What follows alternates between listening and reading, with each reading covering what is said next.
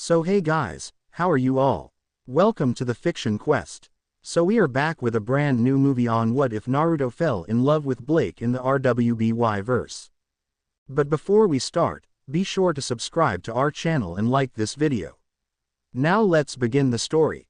Naruto stood across from the man who's responsible for everything that's happened to him his entire life. Madara Uchiha, the man that killed his parents, forced his partner Kurama to attack Konohagakure, and ultimately incited the Fourth Great Shinobi War. His friends lay beaten and battered behind him. Only Sakura and Sasuke were on their feet. You have no hope of winning. Just give up, and I'll make your deaths swift. Mock the bane of all ninja. Your feeble attempts of attacking me are pointless. There is nothing you can do against the power of the Rinnegan. He was right, of course. But Naruto would hear none of it. Guys, get the others away from here. There's no point in all of us dying. Sakura attempted to rebuke what he said. No, Sakura. You and Sasuke get the others and get out of here. TCH, loser. Always have to be the hero. Sasuke knew what Naruto was trying to do. He always knew how to do his role in his partner's plans, even without communication. They were like brothers after all. Come on, Sakura. He turned to gather the others. But, Sasuke, he knows what he's doing. Sasuke interrupted and countered Sakura. It's the least I can do for my brother, he said, giving reassuring look at Naruto. Naruto heard what he said, and couldn't help but tear up. How sweet, the evil ninja mocked. Take pleasure in knowing you will all die together. With that, Madara rushed for Sasuke. Sasuke immediately drew his sword, and stopped the hand of Madara's Susanoo. Sasuke then activated his Susanoo and thrust at Madara, but he saw this coming and grabbed its arm with his own Susanoo. You are a poor excuse for an Uchiha, he said before breaking the apparition, taking the young man's blade, and running Sasuke's own sword through his heart. Sasuke! Sakura shrieked. Naruto came from behind Madara and managed to hit him with a Rasengan. Madara exploded into a cloud of smoke, and appeared behind the pink-haired girl. He summoned Susanoo's arm with its sword, and slashed at Sakura, but she rolled out of the path, and issued a series of punches at him. They all were blocked by the ribcage of Susanoo. As Madara made to slash again, Naruto flashed next to Sakura, and jumped straight up. Madara followed them with his lone Rinnegan, and smirked. Rookies, he said, and Susanoo's other arm sprouted from the ribcage, and grabbed at Naruto. Naruto saw it coming and threw Sakura over the arm. She then immediately punched the elbow joint, shattering the chakra arm. But the arm just reformed and continued toward Naruto. As it reached him, he formed a Rasengan and smashed it into the palm. But it was as if the maelstrom of chakra wasn't even there, as the hand grasped its target. Naruto, Sakura said. Madara now knew where she was, and slashed at her. She tried to bat it away, but the sword caught her fist, slashing the tendons controlling her fingers. Her hand was now useless, and the sword was making a return trip. Sakura! Naruto screamed as the sword arced toward her. As she fell to the ground, spitting up blood, she feebly whimpered his name before dying. Sakura! He wailed again. He then glared at Madara. This is a normal part of war. Death has taken the lives of countless friends, family, and lovers. Your case is nothing special. Madara looked at Naruto, his face mirroring the lack of emotion in his voice. You really have taken everything from me. Naruto wheezed from the crushing grip of Susanoo. Madara brought him in face to face and looked Naruto in the eye. You still have no despair in your eyes. And with that he summoned 9 shadow clones.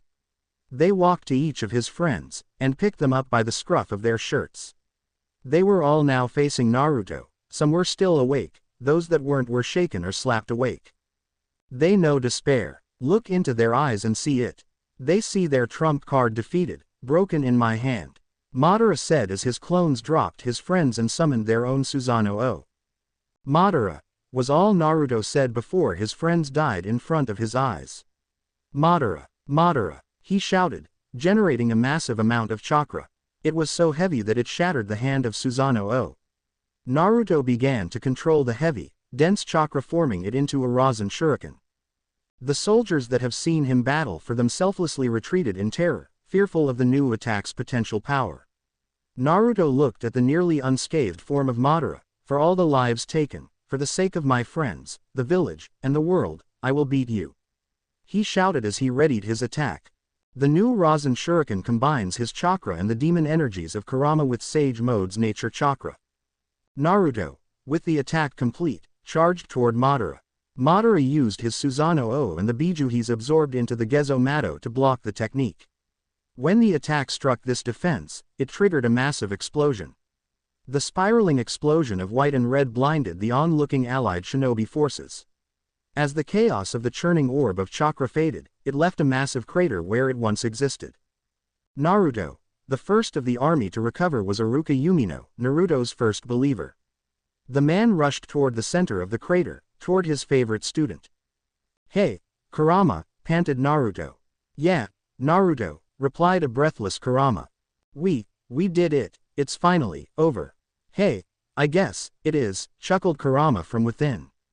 "No, it isn't," a voice rang from behind Naruto. He lifted his head only to see a battered Madara. "And no," Naruto tiredly whispered.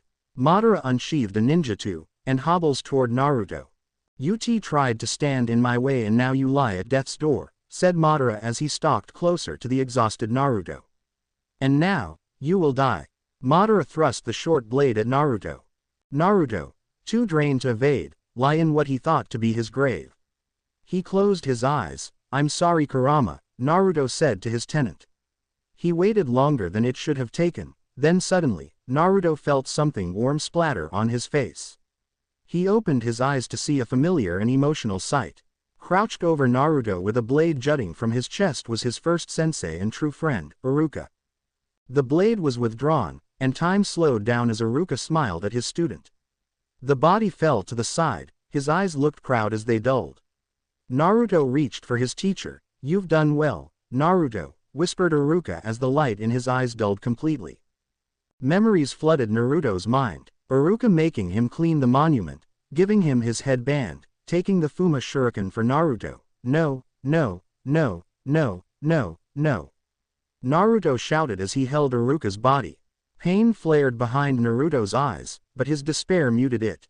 "Naruto," Kurama screamed, sounding quiet due to the muting effect of despair. "HMPH. Pathetic," Madara mocked. "You can avenge them." "How? He's so strong," Naruto weakly said, sinking further into despair. "Only the weak die from one wound." Madara mocked Iruka's strength. "You have all the Biju," Kurama reminded Naruto of his battle with the 6 Edo Tensei Jinchuriki. "Just combine your chakra with ours." When Naruto tried, he found the chakras willing to meld. They seemed to fuse perfectly, not resembling either materials used to make the new. He joined them all into one pool of energy. It didn't feel like chakra anymore, it wasn't so much a feeling of power as it was an emotion. The despair of his losing his friend seeped into and fused with the pool. Only the weak die for no reason. He was truly weak. Madara mocked the death of Naruto's sensei. That was it, the last straw. Naruto snapped. His despair combined with his anger as he turned toward Madara. "Yes, that is despair." Madara grinned, summoning his Susanoo. He tried to crush Naruto now that he was done playing with him, but Susanoo wouldn't move. "What?" Madara looked closer at Naruto's eyes. He didn't see the eyes he expected. Not the enraged eyes of Kyuubi Naruto. Not the calm eyes of Sage Naruto, or even the focused eyes of Kyuubi Sage Naruto. No, what Madara saw as he looked into the eyes of Naruto were the rippling purple eyes of the Rinnegan. "Madara, you've taken everything from me. Everything. Now, I will return the favor." Naruto's eyes seemed to glow in the dim moonlight. "Impossible," Madara shouted as Naruto looked at him with his new Rinnegan. "With everything I am, I will kill you," he growled, almost a whisper. "I wonder." He looked at Madara, and held out his hand. Naruto applied chakra to his palm, and wanted Madara to come closer. To Madara's surprise, he began to hurtle toward Naruto. As he flew toward his young opponent, picking up speed, he thought, must stop the. Meanwhile his body was reacting already. He flashed through some signs and, wood-style, deep forest emergence. He called. As the trees sprouted, they were also pulled along by Naruto's power. When the first sapling hit Naruto, the forest erupted and grew around him, trapping him within a throng of trees and roots. With Naruto trapped, the pull stopped, allowing Madara to jump from branch to branch, landing safely yards away from Naruto's grave. "You are still just a boy," he said, turning to face the trees. As he turned, the earth and the trees began to tremble. Suddenly the trees trapping Naruto were obliterated, sending splinters and shrapnel out, away from Naruto. Standing in the center of the ruined forest was Naruto. His eyes closed, arms outstretched, palms facing out. He lowered his arms, and looked at Madara. Faster than most could even sense, Naruto was in front of Madara. If it weren't for decades of war, and his Rinnegan, Madara wouldn't have been able to block the punch that now rocked his arms. Well, that arm's broken, Madara thought. Quickly, Madara lashed out with his other arm, and hit Naruto in the temple, staggering him momentarily.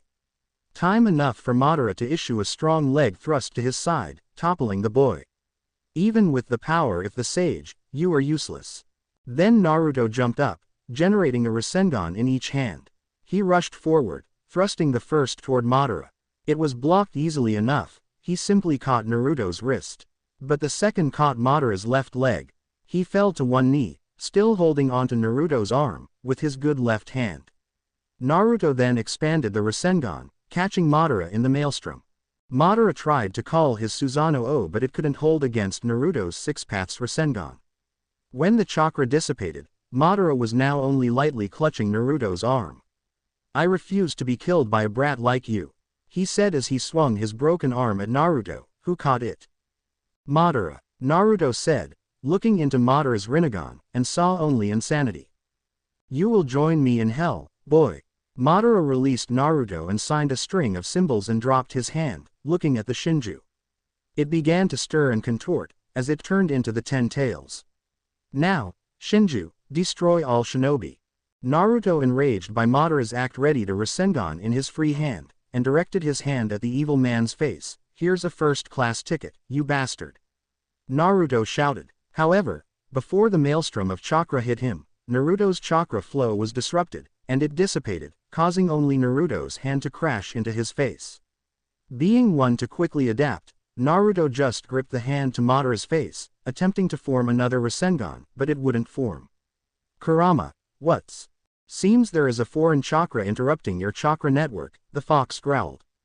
"As Madara, number, his chakra is not being forced into your body. You seem to be absorbing it somehow." Kurama sounded thoughtful, like he was contemplating something unheard of. "It's like the chakra is just." "Naruto, release Ma." It was too late. Madara's face contorted in pain as his body began to wither. First his eyes shriveled, losing its chakra-enhanced looks. It faded from Rinnegan, to Eternal Mangekyo Sharingan, to normal Sharingan, then back to his dark, mortal eyes. Said eyes widened in pain and fear as they shriveled out of existence, along with the rest of his body. Naruto, surprised, just kept his grip on the quickly draining man, until the grip he held crushed through his skull and the rest of him was reduced to ash. Humph, fitting end for an Uchiha. Especially that Uchiha, Kurama almost cheered. "What happened? I honestly don't know, it was like his chakra just preferred to be with you." Then, like a veil was lifted from his ears, the sound of war and death boomed behind him. Naruto turned to see the army that was protecting him being decimated by the creature known as the 10 Tails. "Shit, Kurama, what now? Any ideas?" "Sorry, Naruto, but there is nothing we can do against the Shinju." Naruto growled in frustration, charging toward the monstrosity that's threatening the entire world. "There has to be a way." "There's always a way." He began raking his memories for some hint, a clue as to how to bring the demon down. Memories flashed from his times at the academy, to his first mission to the Land of Waves. From training with Jiraiya, to bringing Tsunade back to the village. He scanned all his memories pertaining to the Akatsuki with extra diligence. Again he growled in frustration. "Ga, Kurama, think. How could the Akatsuki steal the Biju from the other Jinchuriki?" "I wouldn't know, Naruto. They would need an enormous amount of chakra, and something like the..." Kurama sighed, almost like he thought of a dead friend, something like the Reaper Death Seal. Naruto was shocked, but doesn't that kill the user too? "Yeah," Kurama chuckled sadly. "Naruto, it's the only way to stop this thing. But I don't know the signs, how to do the summoning, how to control th.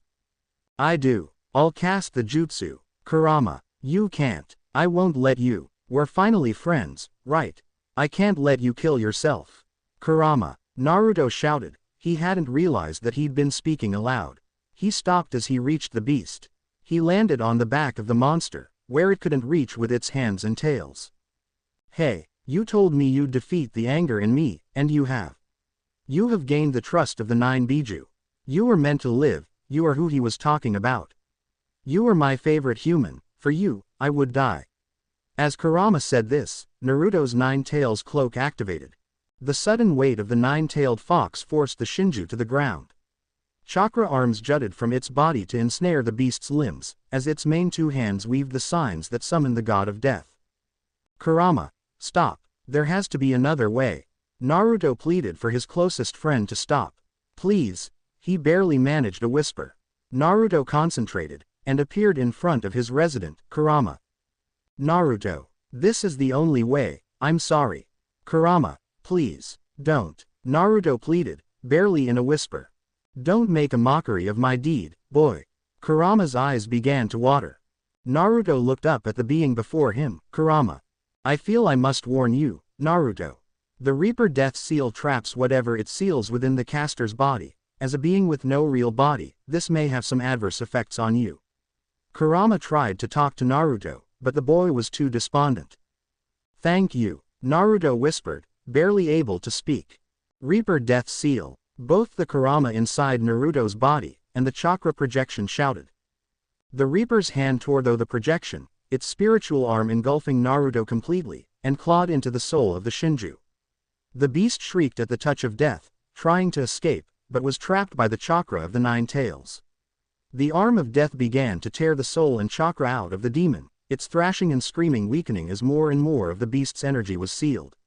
Shockingly enough, it was also shrinking. The beast is being sealed, body and soul. Asuna Shinobi called. Tsunade looked in horror. She knew what was happening, kind of. Naruto, you cast the... No, Naruto is completely slack within the 9 tails shroud. This is the work of the 9 tails. Kakashi said, as he limped up to Tsunade. But that jutsu sacrifices the caster's soul to seal the target's soul into his body. Kakashi finished. I'm sure the 9 tails knows that all too well, Lady Hokage. But aren't the Biju pure chakra? Guy jumped out of the throng of injured behind them. Yeah, there is no physical body to speak of. That said, the seal also seals the chakra of the target. Since the Biju are constructs of pure chakra and a soul, the Reaper Death Seal will trap the entire being within the caster. Kakashi amazed Guy and Tsunade with his knowledge. Kakashi, if the 9 tails is sealing the 10, then where will it be trapped? Guy suddenly understood. It's going to be trapped inside Naruto. That's the worst case scenario. Kakashi said. As the Shinju was completely pulled within the projection, the Reaper was satisfied and severed the bond, completing the seal. As Kurama started to fade, he looked at Naruto. His head bowed, shoulders were shaking, and tears falling to the water below. Goodbye, Naruto. Kurama laid his head down, a single tear falling from his eye. Something that hadn't happened since the Sage of 6 Paths died, centuries ago. Goodbye, Kurama, Naruto forced. The sound was just above a whisper, sounding like a wheeze.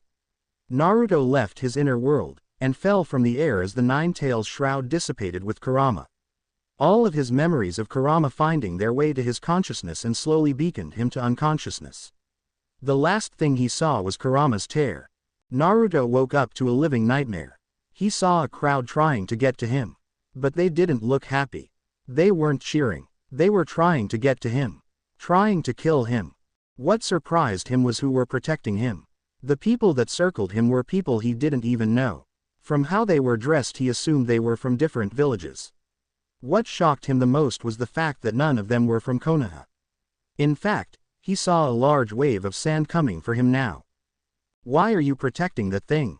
He heard someone yell. He looked and saw a sand ninja was the cause. Yeah, it's just the Shinju now. Naruto's dead. He looked toward this voice and saw a leaf ninja. He then looked around, to all the ninjas surrounding him. He was surprised to see the Mizukage and the Tsuchikage amongst them.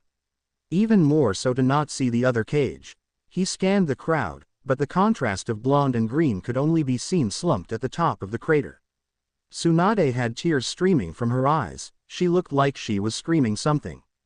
But as was lost in the roar around him. Naruto looked down into his lap. It started to rain. He felt his cheeks heat up, and a tingling sensation in his eyes as tears began streaming down his face and staining the earth.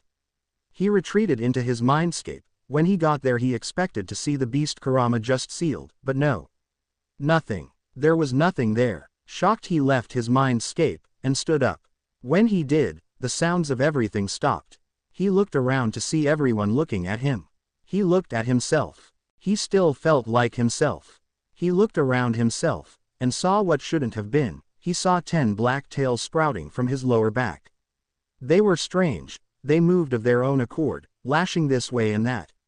He tried to stop them, and they went limp. He then ran his hands through his hair, and was shocked to feel ears there. Naruto looked at all the ninja around him, trying to kill him, and saw Gaara of all people. He looked enraged. As he waved his arm forward, Sand Shuriken rocketed toward him. Before he could move though, a tail flashed out and caught them. I should go. I need to be anywhere but here, he whispered to himself, as he stared at the shuriken. He could feel despair clawing at his mind. Then pain erupted from behind his eyes, as he subconsciously activated the power he stole from Madara. He looked down to the puddle that lay below him, and saw 2 Rinnegan eyes looking back at him. Now I know they won't accept me. Pain erupted from the already present pain behind his eyes as he came to this conclusion. He looked into the puddle at his feet, gazing into his reflection, and saw his tears were blood and his eyes began to change. He looked closer, and saw the tomo of his Rinnegan began to run together, into a swirl converging in his pupil. The pain increased again as he felt his chakra drain into his eyes. The pain spread through every cell of his entire body as he felt his body being crushed toward a point between his eyes. It became unbearable until all he knew was pain and again his mind swam into the darkness of unconsciousness. Naruto woke to find himself on unfamiliar land. He was surrounded by trees as far as his eyes could see. This doesn't look like the forest of the land of fire, he thought out loud. As he thought through what he believed to be his last few moments, it all hit him at once. The memories of the 4th Great Shinobi War, his friends, and what happened after he defeated Madara, after Kurama sealed the Shinju. After his allies turned on him.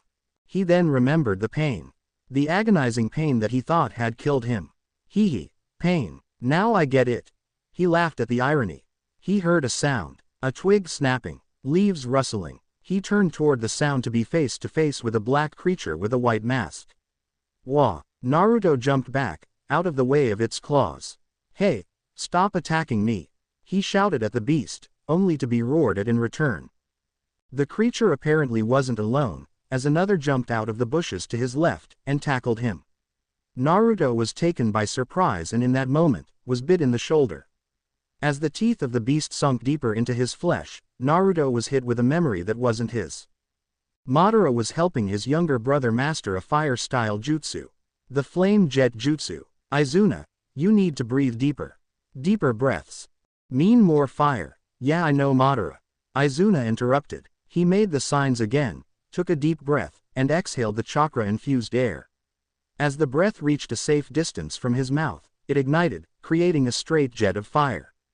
As he ended the supply of chakra, the fire went out. Naruto smiled. Okay, how about this? He mimicked Izuna's signs, took a huge breath, and exhaled it directly at the black monster that held his shoulder in its jaws. Just like Izuna, Naruto exhumed a line of fire right through its body, burning though its shoulder, and coming out of its hip. The searing pain made the beast let him go. The monster rolled on the ground, slowly turning to ash. Naruto turned to the remaining creature, smiling widely. The monster turned to run, only to again look at the orange and black-clad ninja. HMPH, not that easy, he said before hitting it with a Rasengan, carving a hole into through its chest, his hand sticking out of its back. He quickly withdrew his hand before any blood landed on it, and watched as the beast dispersed into smoke. Then he heard a sound that kinda made him smile. His stomach growled at him. Realizing he hasn't eaten in forever, he began to search for the nearest water source. He jumped into the nearest tree, and began jumping around. Eventually finding a river, he drank deep of the liquid. Finally, thought I was gonna die for a second there, he exclaimed happily. His reflection caught his eye's attention. He looked closer at his appearance. His hair had turned midnight black. His head had sprouted elongated fox ears that rose from under his hair, the same shade as his hair, getting lighter as it climbed the protrusion. He then looked at his tails again. They looked like long, sleek cat tails hanging from his lower back. He tried moving them, and they swayed to his will. Cool, was all he could say. After a thorough exterior examination, he decided to check on the Shinju, so he entered his inner world. Upon entry, he immediately saw it empty. There was nothing there. Where the hell could it be? He wondered to himself. Then it hit him. The Shinigami didn't seal the beast into him, it fused them together. What the hell, Shinigami? He screamed into the void of his mind. He left his inner world, cautious and curious of the changes made to his body. Everything worked like it should. He then felt his energy was different. Being a sage gave him advanced sensory perception, so he used this skill check his own energy. It felt distinctly more wild and destructive, but more powerful and easier to wield. He looked closer, and saw his chakra nature had changed. Instead of just wind, it also held fire, and water, and lightning, and, what happened to me? Naruto thought out loud. Upon closer inspection, it also held a lot of something else. Could that be Yukai? He spoke to no one in particular. Then he looked at his reflection again. Should probably do something about how I look, he thought. Then he realized, he didn't know how to deactivate Dujutsu, so he looked through the memories he took from Madara and learned how to cut off the chakra that changed his eyes. When he cut the chakra, his eyes transformed from the Char Rinnegan into one blue eye, and a dark purple eye. You know, heterochrome kinda works for me, he mused. Happy with his eyes, he looked to the rest of his appearance. So he used the transformation jutsu to change his clothes from his tattered jumpsuit into a white t-shirt and blue trunks with simple sandals. Then he remembered the new additions to his body, and he thought back to how people looked at him. The anger, the hatred, the fear. He didn't want to get looks like that again, so he hid all but one of the tails, but his ears wouldn't properly transform, so he thought, fuck it, and began searching for signs of civilization. He decided to follow the water upstream. Eventually he stumbled across a road, with a small group of travelers. Excuse me, but I have no idea where I am. His question was answered with bewildered looks, but one shook the look off and replaced it with wonder. Young man, how do you know this ancient language? He asked. Why wouldn't I know my native language? And what do you mean, ancient? Naruto was the one now bewildered. Japanese hasn't been spoken for millennia. The man explained. Not many people still speak it. The universal language is now English. He further explained. Not the time to ask for a history lesson, so where am I? Naruto asked. You are just south of the city of Vale on the continent of Vital, all part of the world now known as Remnant. He answered in detail. Thank you, sir. Oh, I'm Naruto Uzumaki Namikaze by the way, he said as he started to jump toward Vale. Wait, Naruto, that's not north. The man said. Thanks. He began to walk in the opposite direction. By the way, aren't you weirded out by the way I look? I have no prejudices against Faunus. I find it foolish to hate someone for something they have no control over. He said. Why couldn't the villagers be like this guy? Wait, what's a Faunus? The man looked at the boy, confused. You're joking, right? Sorry, I'm not from here. I've lived in an isolated village my entire life. The villagers use different terms to describe people like me, he said. Like demon. Anyway, thanks again for the directions. Naruto ran toward Vale. Travel safe, Naruto. The man called back. His only replay was a wave over the shoulder. When Naruto felt it was a safe distance away from the three travelers, he decided to jump into a tree. It just felt more natural to him. As he jumped from tree to tree, the silhouette of a city rose from the horizon. That must be Vale, Naruto said to himself. As Naruto drew closer to the city, he noticed the sprawling walls surrounding the city, and a large castle-like building in the far distance, above a cliff. Hey, some things never change, he thought out loud as he neared the wall. He stopped a ways from the entrance to see how the entry procedure is. To his shock, the civilians just walked into and out of the gate freely. No guards to speak of around the entrance. He decided to just head into the city. When he entered the gate, he immediately saw the similarities to Konoha. The buildings were nearly as high, getting taller as they neared the center of the city. He wandered through the city in his favorite walking pose, hands clasped behind his head, elbows high, smiling at whoever met his eye. He allowed his eye to wander the cityscape, looking at the different establishments. It wasn't unlike his own village: restaurants, cloth shops, grocery outlets, and what seemed to be weapons depots. One store in particular caught his eye. It had gold writing scrawled along the front of the building, with crystals painted at either end of the title. Another thing he noticed was how people treated him. Some people would return his smile, others would look away in disgust or glare at him. Still others seemed to look at him in pity. He just ignored the normal people and chalked their looks and arrogance up to something stupid like a superiority complex or something like that. What surprised him most were the amount of faunus in the city. They looked at him with admiration, proudly showing his heritage, uncaring of what the humans thought. They gave him the brightest smiles of all. As he looked around, he wandered across a building that looked like a library. He walked in, and upon entry the crisp smell of paper that told him his suspicions were right.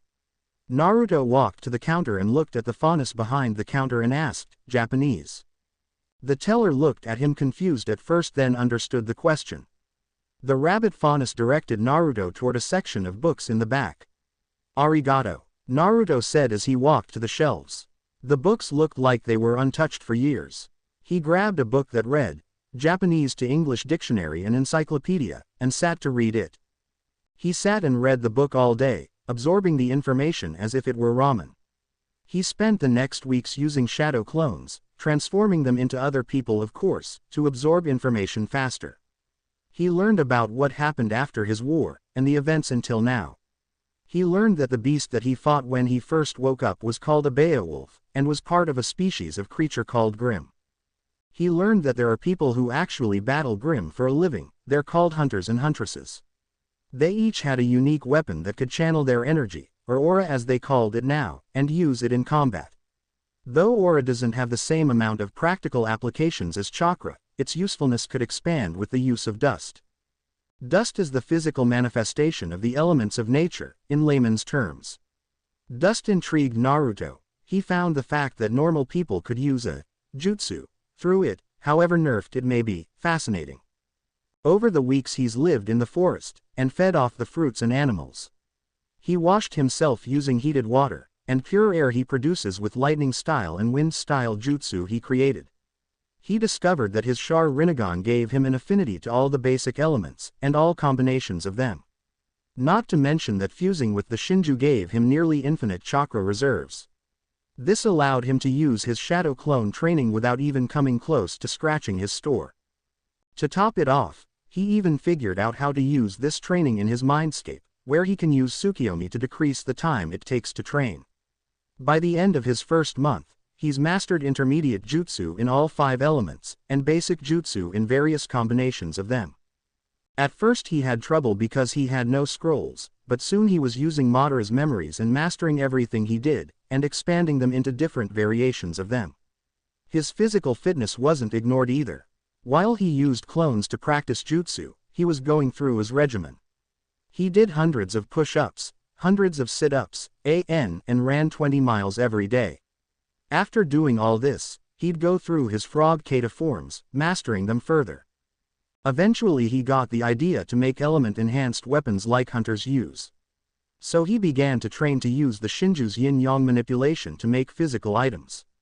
This took months to perfect, but by the time he was finished he could materialize weapons almost instantly. He used different weapons for different fighting styles, and chakra channeling. For fire style he used a pair of bladed batons because they can cause great damage in little time. For wind style he used a scythe, because he heard they were dangerous and fast. For water style he used a katana because the forms flow like water. For earth style he'd use a bow staff and gauntlets because they hit like stone. And for lightning style he'd use twin revolvers because they fire lightning fast.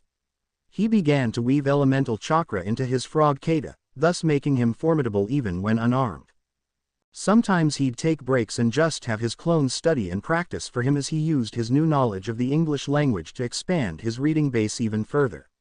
Often he'd see a girl with black hair and a bow around the fiction section. Sometimes he'd say hi or ask what she was reading only to be ignored. Ultimately he decided to try to talk to her. So today he found her in her usual spot, next to a window sitting in a beanbag chair. "Hello," he offered. Again she ignored him. "You know it's rude to ignore people?" he asked, just joking rather than being serious and scaring her off. "It's also rude to interrupt someone reading," she answered, not joking. Naruto didn't let the comment scare him away, rather it encouraged him. After all, he finally heard her voice. "Oh, I'm Naruto. Naruto Uzumaki Namikaze," he said, offering a hand. The girl sighed. "Blake. What you readin', Blake?" Naruto tried to continue the conversation. Again she sighed, though this time she closed her book, and looked at him. "Look Naruto. I've just been through something hard. I just want to relax and read." Naruto just looked at her smiling, obviously not getting the hint, alone. "I'm sorry," he said. "But you know, if you ever want to talk to someone, I'm usually in the Japanese section." He pointed up the stairs, at the chair he always sat in. "Okay, thanks, I guess," she said as she continued reading. With that Naruto left Blake sitting alone. He wandered around his little area, and suddenly got an idea. He face-palmed at the obviousness of it. He should make shadow clones and have them explore Vale. He's been in the area for months, and the only place he knows is the library. So he did just that.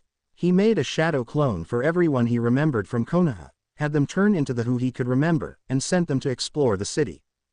After 8 months of studying and training he decided to join society in full. With little debate, doubt, or hesitation he decided to become a hunter. He wanted to continue the will of fire, and help defend people who'd accept him. Besides, he'd be damned if he just sat by and did nothing as helpless, innocent people were being hurt. The first thing he did was register for an identity. Telling the same story as he told the man on the road all those months ago. No one thought anything of it, like it was a normal thing. Probably because runaways from outside towns and villages would do the same thing as he. Either way, how he had an identity, and he used it to sign up for training at Signal Academy. He'd kept everything from his history the same, he just changed minor details here and there to make himself seem like he belonged in this era. Naruto eventually received a letter of acceptance to Signal. The next week he was getting off an airship walking into Signal's first-year orientation. Since he was a late entry, he arrived late in the year, so he was tested on what he knows of Grimm, battle, and general knowledge. Having read an entire library of books, he easily passed with flying colors. The final part of the test was a battle to test his practical battle knowledge.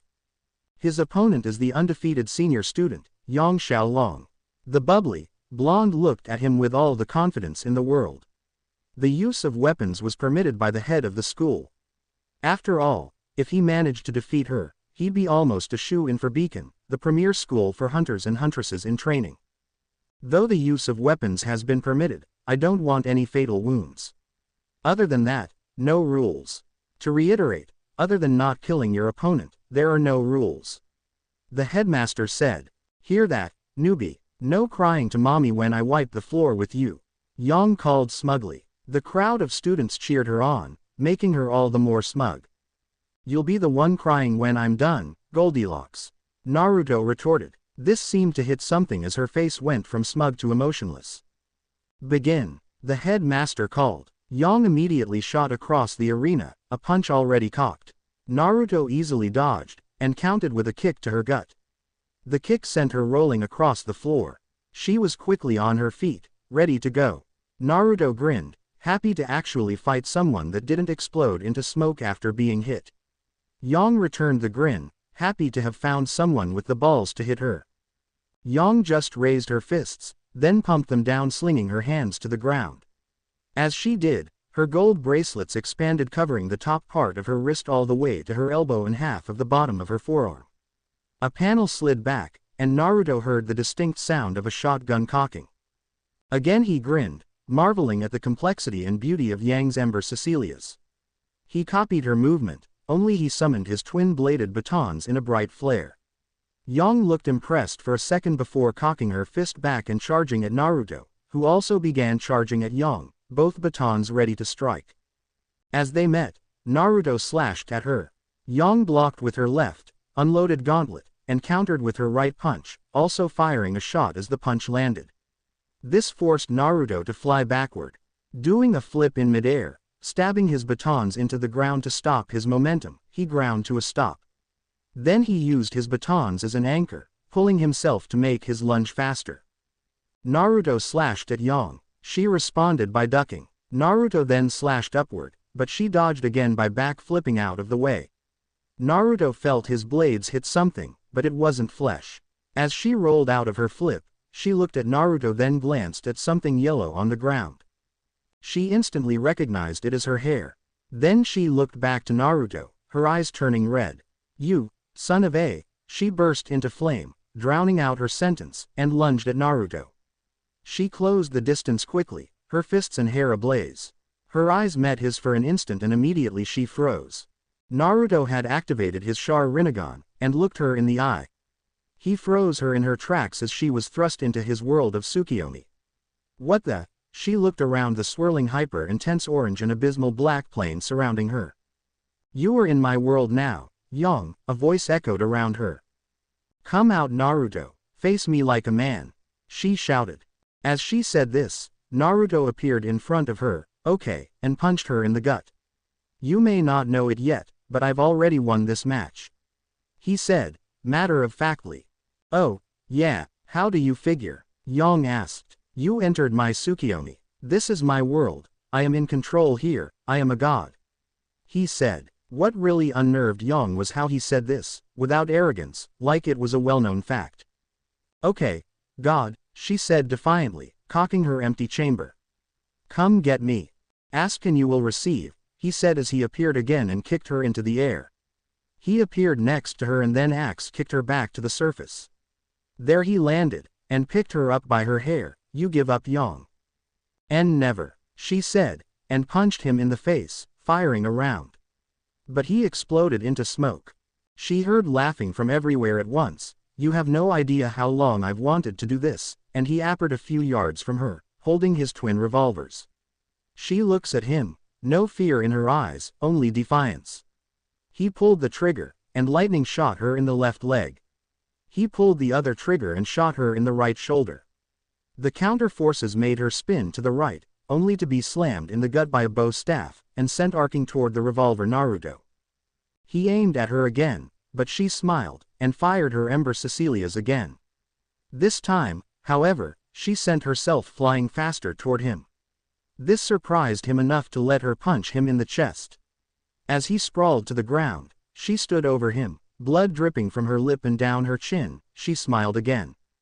She cocked her arm back, and punched Naruto in the gut repeatedly firing her weapons until the chambers were empty. "This is for fucking with my hair," she screamed between punches, repeating the chant until her gauntlets no longer fired. She looked down at Naruto, blood sprayed over his face, and she thought she killed him. "Intel, that was a frightening display," he said as he appeared behind her. She looked around to him, and he flicked her in the forehead, sending her a few feet sprawling across the floor. She was exhausted from goring the illusion of Naruto, and those kicks earlier weren't helping either.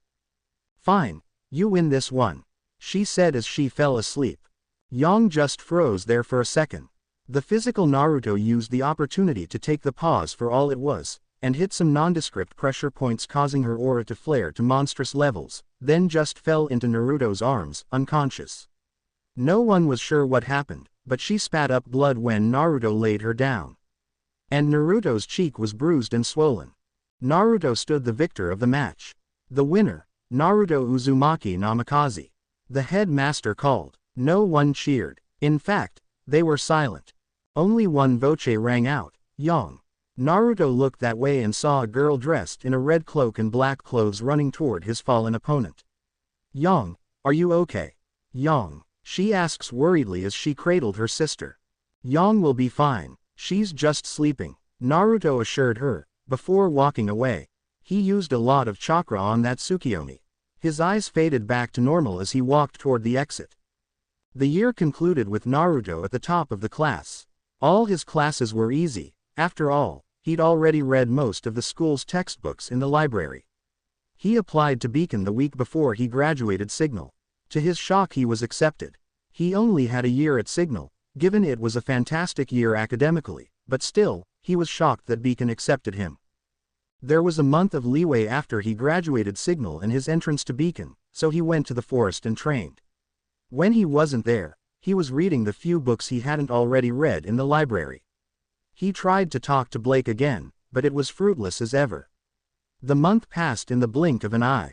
Naruto was shaken from his flashback when he heard the familiar sound of Yang talking excitedly. "Oh, I can't believe my baby sister's coming to Beacon with me. This is the best day ever." Her sister, who I've come to learn is RWBY, just begged her to stop. Yang excitedly expressed her pride in her sister. "Really, sis, it was nothing." RWBY tried to shrug her early acceptance to Beacon off. "What do you mean? It was incredible." Yang, still caught in her excitement, exclaimed. "She's right, RWBY. You stopped a robbery, and drove a criminal away. A dangerous one at that. Not everyone our age could say that." Naruto speaks up. RWBY looked at the Naruto, and smiled. Kinda blushing at the praise. "Yeah, everyone at Beacon's gonna think you're the bee's knees." Yang gloated for her sister. "Okay, I don't want to be the bee's knees. Okay, I just want to be a normal girl, with normal knees." RWBY exclaimed. She was looking at the ground, clearly embarrassed at her sister's claims. "What's with you? Aren't you excited?" "Of course I'm excited. I got moved ahead 2 years.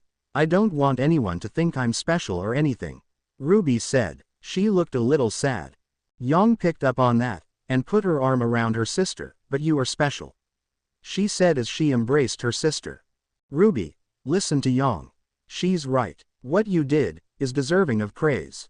"Believe me, I know," Naruto said. "Naruto, could you just let me talk to my sister alone?" Yang said. RWBY looked at her like she just kicked her puppy, then looked at Naruto in apology. Naruto nodded in acceptance at RWBY. Fine. He left the sisters alone. He found an unpopulated corner of the airship and took a nap. Naruto was jolted awake when the ship docked at Beacon. The reeking smell of vomit hung in the air too. Naruto got to his feet, wandered across the ship, and found another seat. He just sat and waited for the other future students to pile out of the ship. As the last one was leaving, he rose to his feet and left. His first thought after leaving the ship and looking at Beacon was, "This place is freaking huge." This school was gigantic. It put every other school he'd ever seen to shame. It was easily 4 or 5 times the size of the entire Signal campus, and that's not even including the actual grounds. He was going to try and find someone that can give him directions to where he's supposed to go, but stopped when the faint smell of dust whispered at his senses. He looked to his left to see none other than RWBY being lectured by some chick that seems to have as much a thing for white as he used to have for orange. The girl was waving a jar of dust around like she had good sense, unwittingly creating a large cloud of dust around the two. He also noticed RWBY was about to sneeze. "That's not gonna end well," he thought as she sneezed, and the cloud exploded in a series of fire, ice, and lightning. "Hey, disturb not the harmony of fire, ice, and lightning." Naruto chuckled to himself. The girl in white found a new reason to bitch at RWBY. He continued to chuckle to himself. "She kinda reminds me of Sakura. Can't believe I had a crush on someone like that." His thoughts were interrupted by a rush of sadness at the memory of his past. As she shook himself out of his lethargy, he noticed the girl from the library, Blake, walk up to the pair. "It's Eris, actually. Weiss Schnee, heiress to the Schnee Dust Company, one of the largest producers of energy propellant in the world. Finally, some recognition," she said, glaring at RWBY. "The same company infamous for its controversial labor forces and its questionable business partners." Blake went on. "Wah, how dare, the nerve of," RWBY was chuckling at the visage of Weiss flustered. She just took her bottle of dust from Blake and stormed off with a posh, RWBY, trying to reconcile with Weiss, called after her, I promise I'll make this up to you. She looked down, a little depressed and sighed, I guess I'm not the only one having a rough first day. But she quickly got over it and looked up, bubbly as ever, so, what's, she stopped, seeing Blake walking away. Hey, Blake, never expected to see you here. Naruto called to the mysterious girl in black. I could say the same, Naruto. She responded, not even looking at him. She just kept walking. Blake, I'm happy to see you. At least I know someone here now, he said with a smile. This made Blake pause. She turned to Naruto, and gave a little smile and nod and kept walking. Pleased with this little bit of headway with the reclusive girl, he turned back to RWBY and saw a blonde guy in old-fashioned armor helping her up. Hey, I'm John, he said, offering her a hand. RWBY took the offer, and responded with, RWBY. She looked like she recognized him, and stifled a laugh. Aren't you the guy that threw up on the ship? Hey, guys, what's up? Naruto said as he neared the two. I am, now, RWBY said with a blush. Saw what happened with short, white, and bitchy back there. Naruto said, are you okay?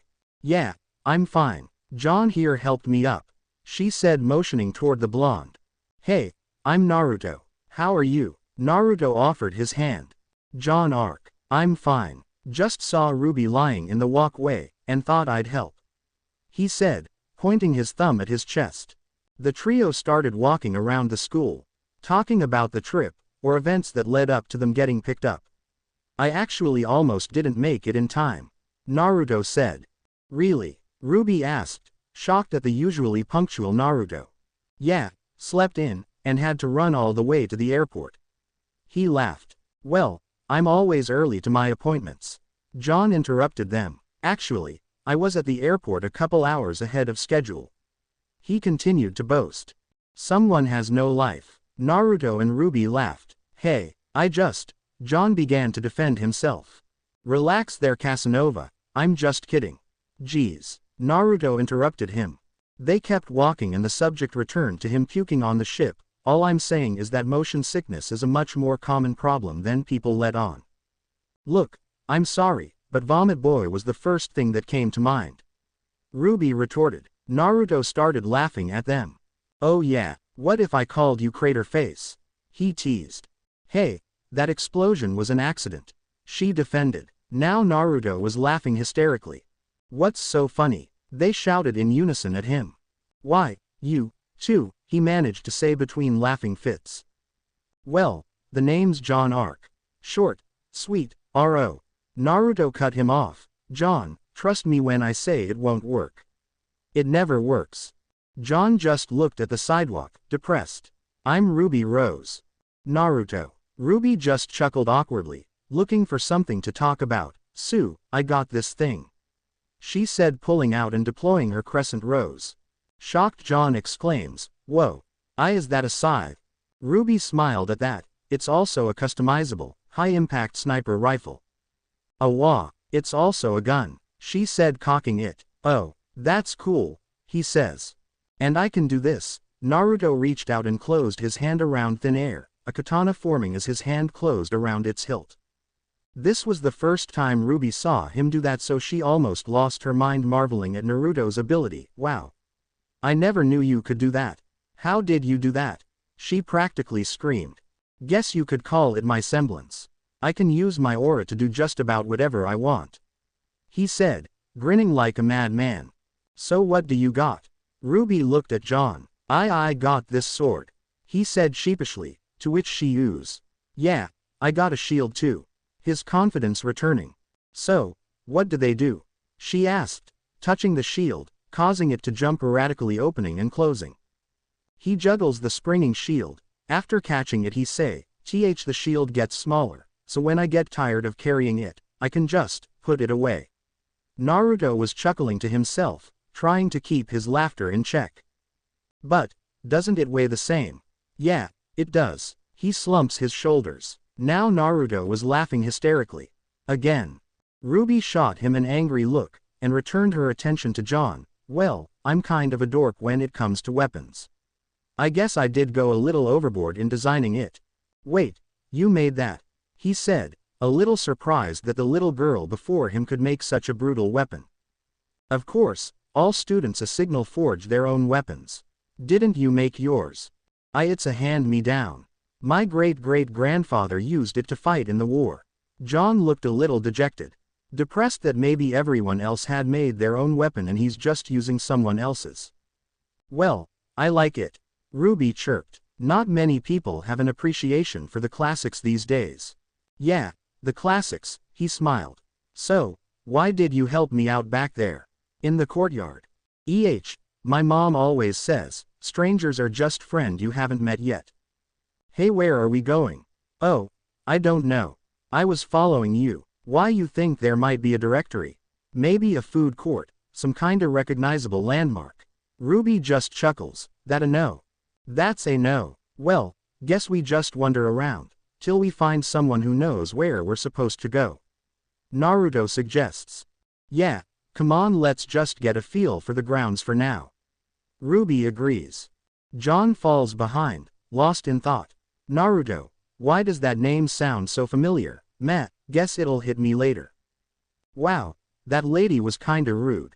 Naruto points out. The group had been wandering around campus for half an hour, looking for where they were supposed to go.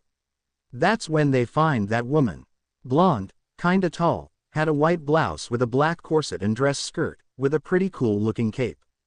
That lady was Professor Ozpin's assistant, Professor Goodwitch. Ruby tells Naruto, we've met before. She said, kinda embarrassed at how she acted when the bullhead fled. I know, I met with both of them earlier today. Still, she was kinda rude. Naruto answered. Either way, she helped us find the auditorium. John cut in. He's been really quiet since they showed each other their weapons. Still thinking of why Naruto sounded familiar. Yeah, Naruto looked ahead of them, spotting his old acquaintance, Blake. Hey, guys, I gotta go talk to a buddy of mine. I'll see you two later today, K. He said, jogging off toward Blake. Later, Naruto. Ruby waved him off. Yeah, see ya, John meekly called. Blake. Naruto called after the slippery, easily lost, young woman. He tried to catch her before she blended in with the anonymity of the crowd. But, when she turned and saw him, she quickly turned around and fled into the constantly shifting crowd. What the hell? He asked himself. Naruto looked for her for a moment before the obvious hit him. No matter how well a ninja can mask its presence, it can never hide every trace of its existence. With that thought in mind, Naruto focused hard, standing completely still, gathering nature chakra. Then someone slammed hard into his shoulder. The same one the Beowulf bit into less than a year ago. A sharp pain flashed through his body, then just as quickly vanished. It didn't even give him time to call out his pain, allowing barely enough time to contort his face into a grimace. Hey, watch where you're going, the person who bumped him ordered. Excuse me, Naruto said, turning to face the boy. The boy was tall, built like a wall. He wore full-body gray armor with a bird emblem on his chest. Naruto was forced to look up to peer into the boy's blue eyes. What? These just for show? The boy grabbed at Naruto's fox ears, but Naruto caught them by the wrists. Let me go, the boy ordered. You must be one of the fondest discriminators. Naruto said. You know, I've never liked people who judge others based on something they can't control. Naruto said, squeezing the boy's arms. Hey, that hurts. The boy said, louder this time. Carden, what's? The boy had similar armor, but it was brown, and didn't have the bird. His hair was brown. This freak won't let me go. Carden said, you should release him, now, Faunus. The new boy ordered. Or what? Naruto challenged, looking into the squinted eyes of the new guy. Naruto tried to focus his chakra to put this guy down, but when he tried, his shoulder burned and his body weakened. When his grip eased, Carden wrenched his arms free. Or you'll suffer. Carden answered Naruto's challenge, reaching for his mace. I wouldn't do that if I were you. A smooth, monotone voice rang from behind Naruto. Blake had witnessed most of it, from when Carden reached for Naruto's ears. What you gonna do about it, sympathizer? The guy in the brown armor spat. Blake just reached for her weapon, the deadly black cleaver attached to her back. Carden sighed dramatically. Drop it, man. Come on, let's go, Carden said as he turned away. Naruto turned to Blake when they left, and saw Blake's hand was still on the hilt of her blade. Thanks Blake. Naruto rubbed the back of his neck. What happened? You should have been able to handle two bullies.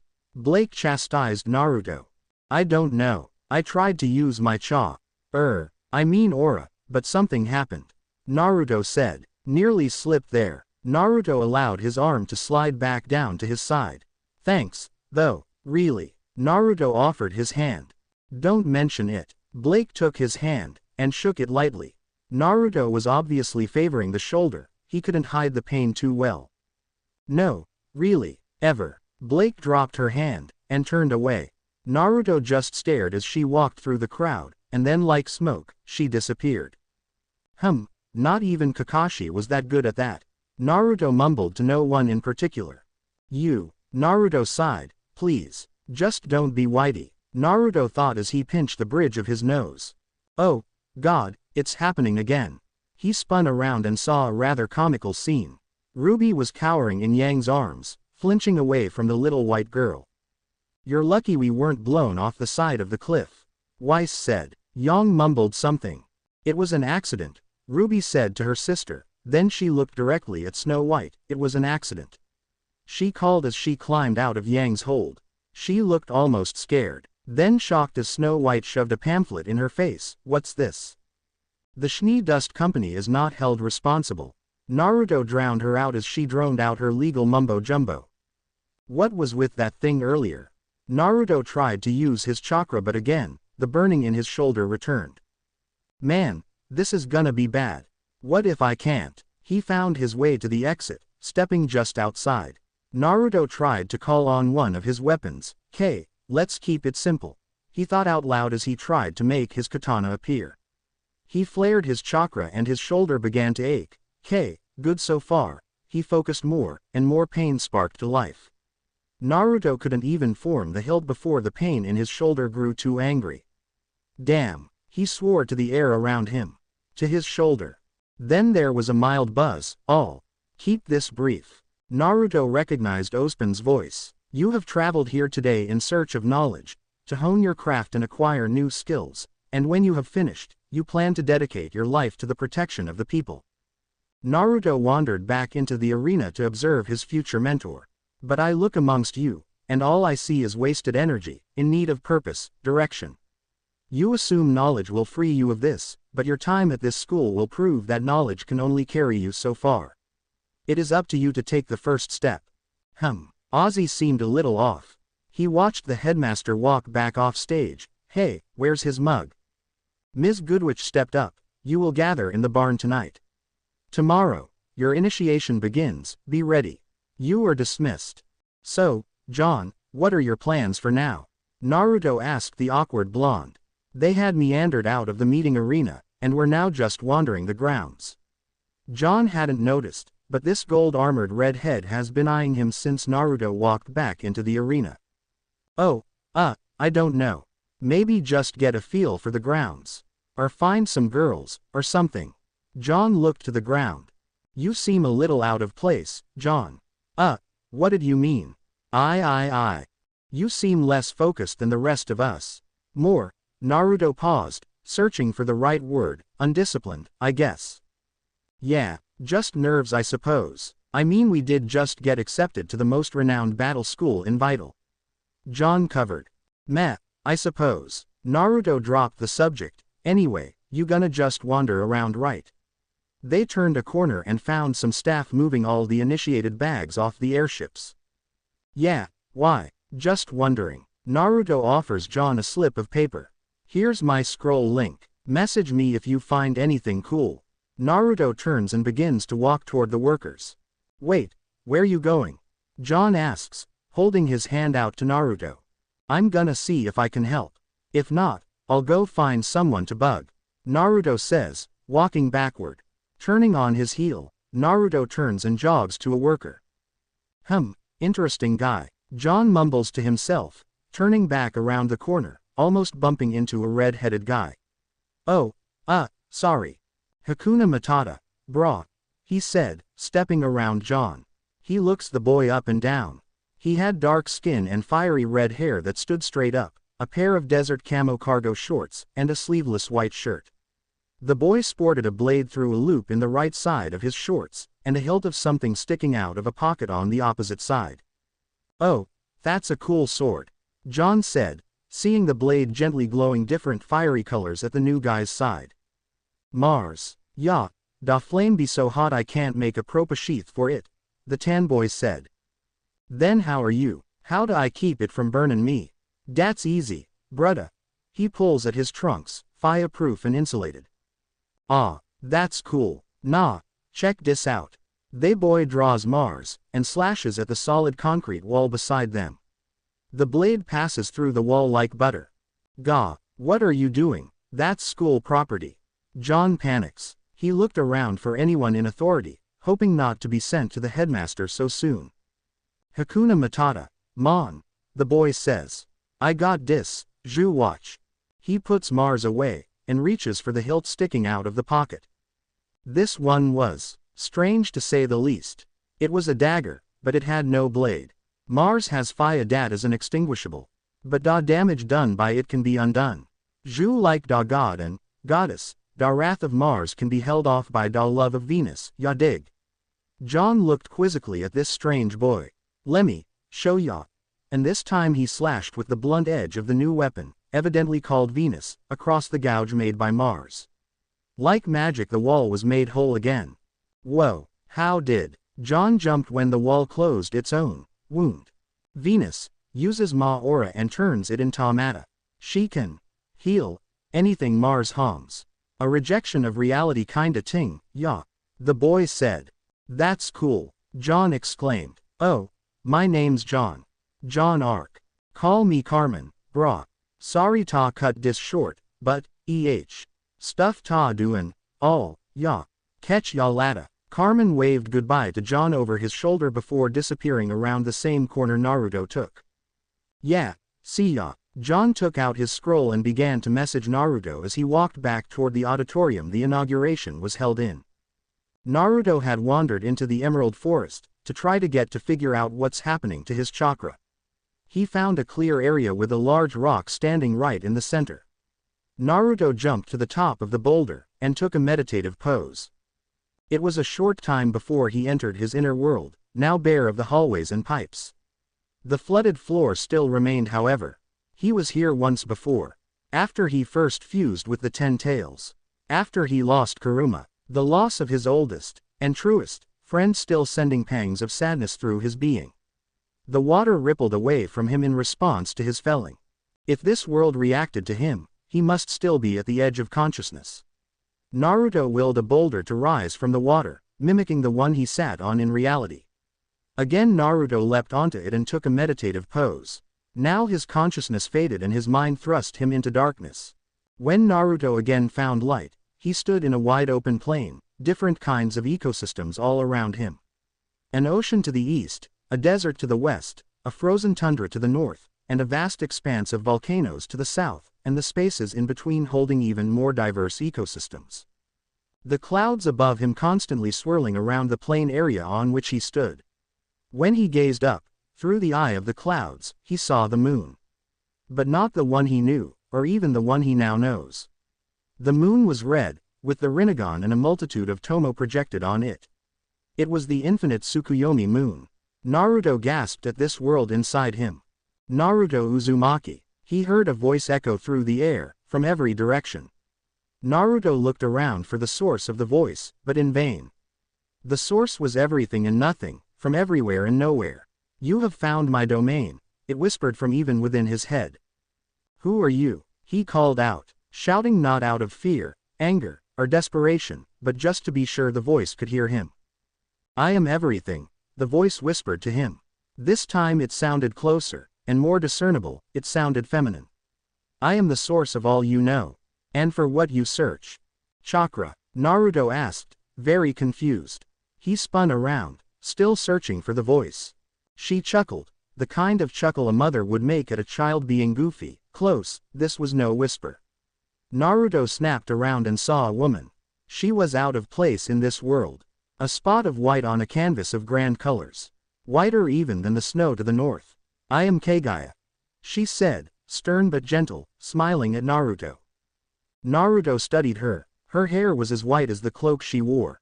She had what looked like a cut on her forehead, surrounded by two dots. Her eyes were pale lavender, like Hinata. Her cloak had tomo that run down the center, to about her waist, and around the edge of the sleeves, the outermost edges of the cloak were black. The most outstanding detail, however, were the horns that protruded from her head. Her motherly look was both comforting and unnerving for Naruto. Kagaya, he questioned, should I know that name? Her look grew cold. I am the mother of all chakra, she almost hissed. How did you? He searched for a more proper terminology but couldn't get inside me. He asked, putting his hand on his belly, over where the seal that held Kuruma used to be. You absorbed me with the Shinju, she simply said, as if it were common knowledge. The tree and I are one, she explained further. Naruto didn't know what to do, what to say, and when I die, so too will chakra, she finished. That shocked him more than anything. What, die? He asked, only the necessary words escaping his mouth. Yes, die, she said, looking to the moon. I suffer even now. She held her hand over heart. You allowed the poison to enter your body. The filth they now know as Grim, she spat. You, the lone survivor of the age of chakra, allowed my greatest gift to my children to be snuffed out. One moment of carelessness, of stupidity. She grew angrier and angrier with every word. And the world reflected it. Wind blew toward the central plain from every direction.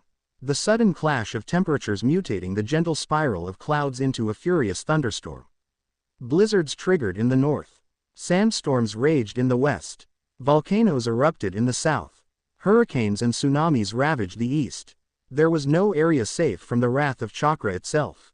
The Beowulf, Naruto remembered. That's why I can't use chakra. Why my shoulder hurts when I try to use it. He blurted. He was happy to know the reason, but, Kagaya, how can I help? What can I do to get rid of the poison?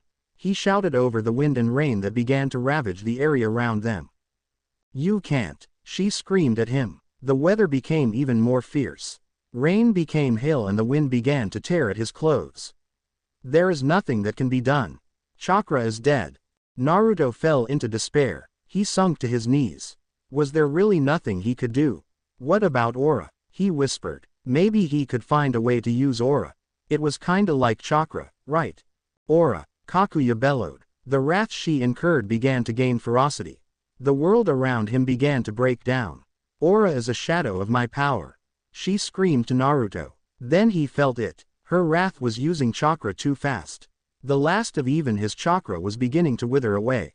Stop. Calm down. Kagaya, you're going to kill us. He tried to call over the wind.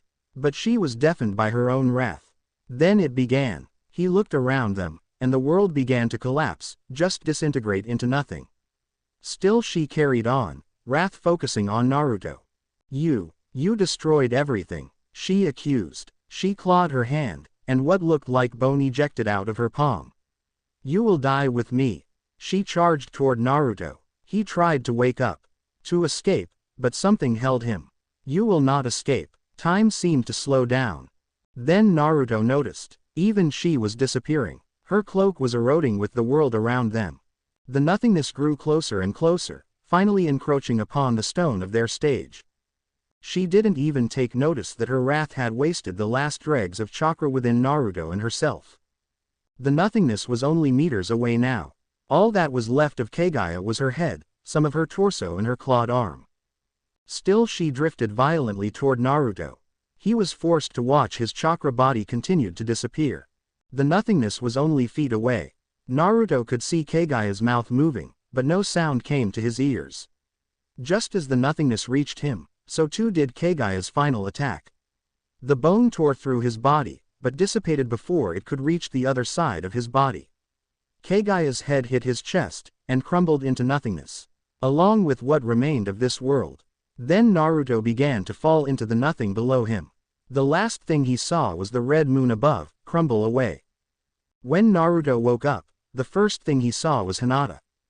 Her gentle smile, and sweet lavender eyes. Naruto, she said before he drifted off again. Next time he woke up, he was on the ground next to Boulder, his legs resting against it like he was sitting on it, using the ground as a backrest, looking at the crumbling moon of Remnant. He felt like he had no energy left. He wondered how long he'd been there. Then he remembered. He looked down his outstretched arm, at his hand. He tried to focus, to build chakra, but nothing came. He couldn't make his weapons anymore. Again he looked up to the moon and allowed the weight of unconsciousness sweep him into the hands of Morpheus. When again he woke up, the light of dawn was slowly defeating the darkness of night. The sky was turning blue as the stars retreated toward the falling darkness. He was still in the same position as when he passed out, so he rolled over, allowing his legs to follow the curvature of the boulder. He again looked at his hand. This time he clenched it to get some blood flowing through it. Slowly he rose to his feet. As he wandered back toward Beacon, he noticed divots in the ground as strange intervals. He didn't care though as he walked back into the forest. Naruto kept trying to extend his senses, but couldn't feel anything when he did. Guess I really did lose my chakra. Then he had a sudden thought. He looked behind him to see he still only had one fox tail. He ran his hand over his head, and felt his fox ears. Naruto sighed. Well, at least I'm still me. That was the last thing he said as he meandered through the forest, fighting back tears. Chakra was all he had left to remind him of what he was, where he came from, who he lost. Without that, he stopped and slumped into a tree. He felt his despair take him into the familiar darkness of tragedy. Naruto. He heard Blake's voice behind him. He turned enough to look at her over his shoulder. What's wrong? She asked. He didn't feel like talking, so he just leapt into the trees and ran away. Good thing he trained hard. His body still held the strength needed to do this, but without chakra, his stamina had reduced by a lot. When he had finally returned to Beacon, he was winded. Panting heavily, Naruto found his stuff in the barn, amongst the luggage of his fellow initiates of Beacon. He found his toiletries and some spare clothes, and made his way to the showers. As he showered, the thought about his situation. Guess it's not all bad. I mean, I still have the tools I came here with. And I guess I can try to use aura. He finished up, and looked for someone he knew. He spotted John among the sleeping students but decided to leave him alone. He also found Ruby and Yang sleeping close to each other. As he wandered around, he found Weiss. She was actually kinda pretty when she wasn't being a bitch. Plus she looked better with her hair down. Naruto went back to his single luggage bag, replacing his stuff, and placing his dirty laundry in it. He also found his tool pouch. He checked to make sure it still had all the kunai and shuriken. Satisfied, he strapped it to his leg. Knowing it was sure to be an eventful day, he left the barn to find the cafeteria. As he wandered, he felt like he was being watched. He knew it had to be Blake, but he just ignored it. He still didn't want to talk to anyone. Eventually he found a building that had a steady trickle of students entering, so he too went in. He found the cafeteria. It had just about everything he could ever want to eat. He chuckled as he even found some miso ramen. Taking all the ramen he could carry, he found a vacant seat and began to hork his food down. Just as he was getting to his last bowl, Blake sat across from him. They met eyes and a faint smile flashed on her face. Naruto just returned to his meal. Naruto, Blake began, what happened this morning? He swallowed his food, thinking of something to say. Suddenly he remembered what she said to him the first time he tried to talk to her. Look, Blake. I've just been through something hard. I just want to relax and eat. Blake scowled at Naruto. She too remembered how cold she's been to Naruto. I'm sorry, she answered his quotation with one of her own, but you know, if you ever want to talk, I'm usually in the library. She got up and left him alone. Naruto smiled at the small interaction. He remembered how they started talking. While she was still within earshot, he responded, wait. Come back, he said. Blake turned, looking at him curiously. She walked back to the table, and sat down. She looked at him, an eyebrow arched, as if to ask, yes. What do you know about aura? He asked. What? Blake looked at Naruto, puzzled. What do you know about aura? Naruto repeated, staring at her with pleading eyes. Everything he'd worked to attain had been ripped out of him, his power gone, his village friends gone. Why do you ask? Blake asked, absent-mindedly playing with the food on her tray. It was habit she'd fallen into in recent months, twiddling with something as she thought or observed. In this case, she's studying her acquaintance, searching his eyes for a reason he's been behaving so strangely. Well, it came up in a conversation I overheard a little bit ago, and I heard some things that I've never heard before. I just wanted to ask someone about it, ya know. Naruto lied, scratching at the back of his neck. He didn't know why he lied. She saw him on his way back to Beacon. Well, what did you hear? Blake asked before finally shoveling some eggs into her mouth. That caught Naruto off guard. He didn't want to let this snowball. There were a lot of different points, but most of them led me to one question. Is it possible to regain lost aura? Naruto asked, putting down his fork. His expression was somber. Blake flashed a smile. Naruto, you realize that the only way to lose your aura is to die, right? Aura is the manifestation of your soul. Naruto's eyes grew hopeful, and a smile stretched his face. Blake had seen what she needed to. Now, why are you really asking about aura? You've been studying this as long as the rest of the freshmen here, haven't you? Blake moved her tray aside so she can concentrate on Naruto.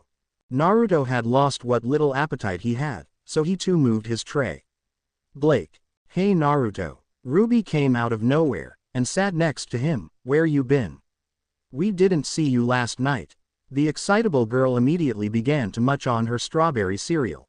Naruto asked, staring at RWBY. It clicked. Yang.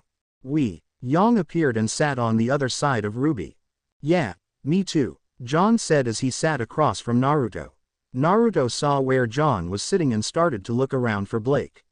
She was just here. Hey, Naruto, what you looking for? Nothing. I'm just surprised you guys were looking for me is all. What's up? Naruto shrugged off the interruption. His tray had found its way back in front of him, so he ate his breakfast with his friends. You guys shouldn't eat that much. It's initiation day. A dark-skinned boy with red hair sat next to John. His sword angled perfectly so it won't touch the ground, or passers-by. Carmen. John jumped as the boy sat next to him. Gee, mornin' John. The boy, Carmen, started to eat his slim breakfast. Good morning. Oh, guys, this is Carmen. I met him yesterday after the welcome speech. Carmen, this is Naruto, RWBY, gesturing to them in turn, each smiling past their food, and I don't remember getting your name. He came to Yang. I have several, but everyone calls me Yang, she said, drinking something that looked delicious with a tiny umbrella in it. I'm Carmen Citrine. It's an Hona, he said, before finishing up his small meal. Why shouldn't we eat a lot? RWBY asked, having paused eating her large breakfast. I hear da headmaster is crazy. Da first part of our initiation will be. He was cut off by the loudspeakers in the room. Attention all first-year students, it was clearly the voice of Ms. Goodwich. You are to meet myself and Professor Ozpin at the edge of the forest. I repeat, all first-year students are to meet myself and Professor Ozpin at the edge of the Emerald Forest. Besses get goin'. Carmen rose to his feet, grabbed his tray and left. The rest of the crew left shortly afterward, heading to weapon storage. Naruto walked into the locker room last, shuffling over to his locker. After unlocking his locker, he fished through his duffel bag, unfurling the pile that had become of his favorite old jumpsuit. Every time he smoothed out a wrinkle, another memory of Konoha jolted back to him, along with the harsh reality of his newfound powerlessness. He put on his black and orange windbreaker, the familiar sound bringing back the sounds of laughter with his friends. He put on his track pants, the feeling reminding him of how far he went to protect what he loved. Naruto had become more depressed now that when he came into the locker room. He just wanted to leave, but he needs something to protect him from the creatures of Grimm. Digging to the bottom of his bag, he found the pouch he had long removed from his leg. He took a kunai from the pouch, gently pressed his thumb to the edge and found the old ninja weapon were just as sharp as he left them, even a few scrolls remained in good condition. Naruto took the scrolls from his pouch, put them back in his bag and returned the pouch to its place on his leg. The familiar weight of the pouch bringing back even more memories of his time in Konoha and the elemental nations. Naruto didn't bother talking to anyone as he made to leave the locker room, almost bumping into John, who was still looking for his locker. "Hey, Naruto, do you know where locker 636 is?" "I've been low." John looked up from his paper, and saw the melancholy look on his friend's face. "Naruto, is everything alright?" Naruto just shook his head as he continued walking past John. Nobody's seen Blake since breakfast, maybe one of the professors had seen her since then. Naruto made it to the edge of the forest before anyone else, seeing Ozpin and Ms. Goodwitch waiting for the students, looking out over a cliff at the Emerald Forest. Naruto looked past them, trying to see what they were looking at. Eventually, he saw a bald spot in the forest, nothing more than a space in the trees, but the oddity of it is its shape, a perfect circle. "Hello, Mr. Uzumaki. How has your time in Beacon been thus far?" Ozpin asked without turning. Goodwitch turned to look at the boy. "As good as can be expected, Professor Ozpin." Naruto stepped beside the gray-haired headmaster, nodding to Goodwitch. "Professor, have you seen Blake today?"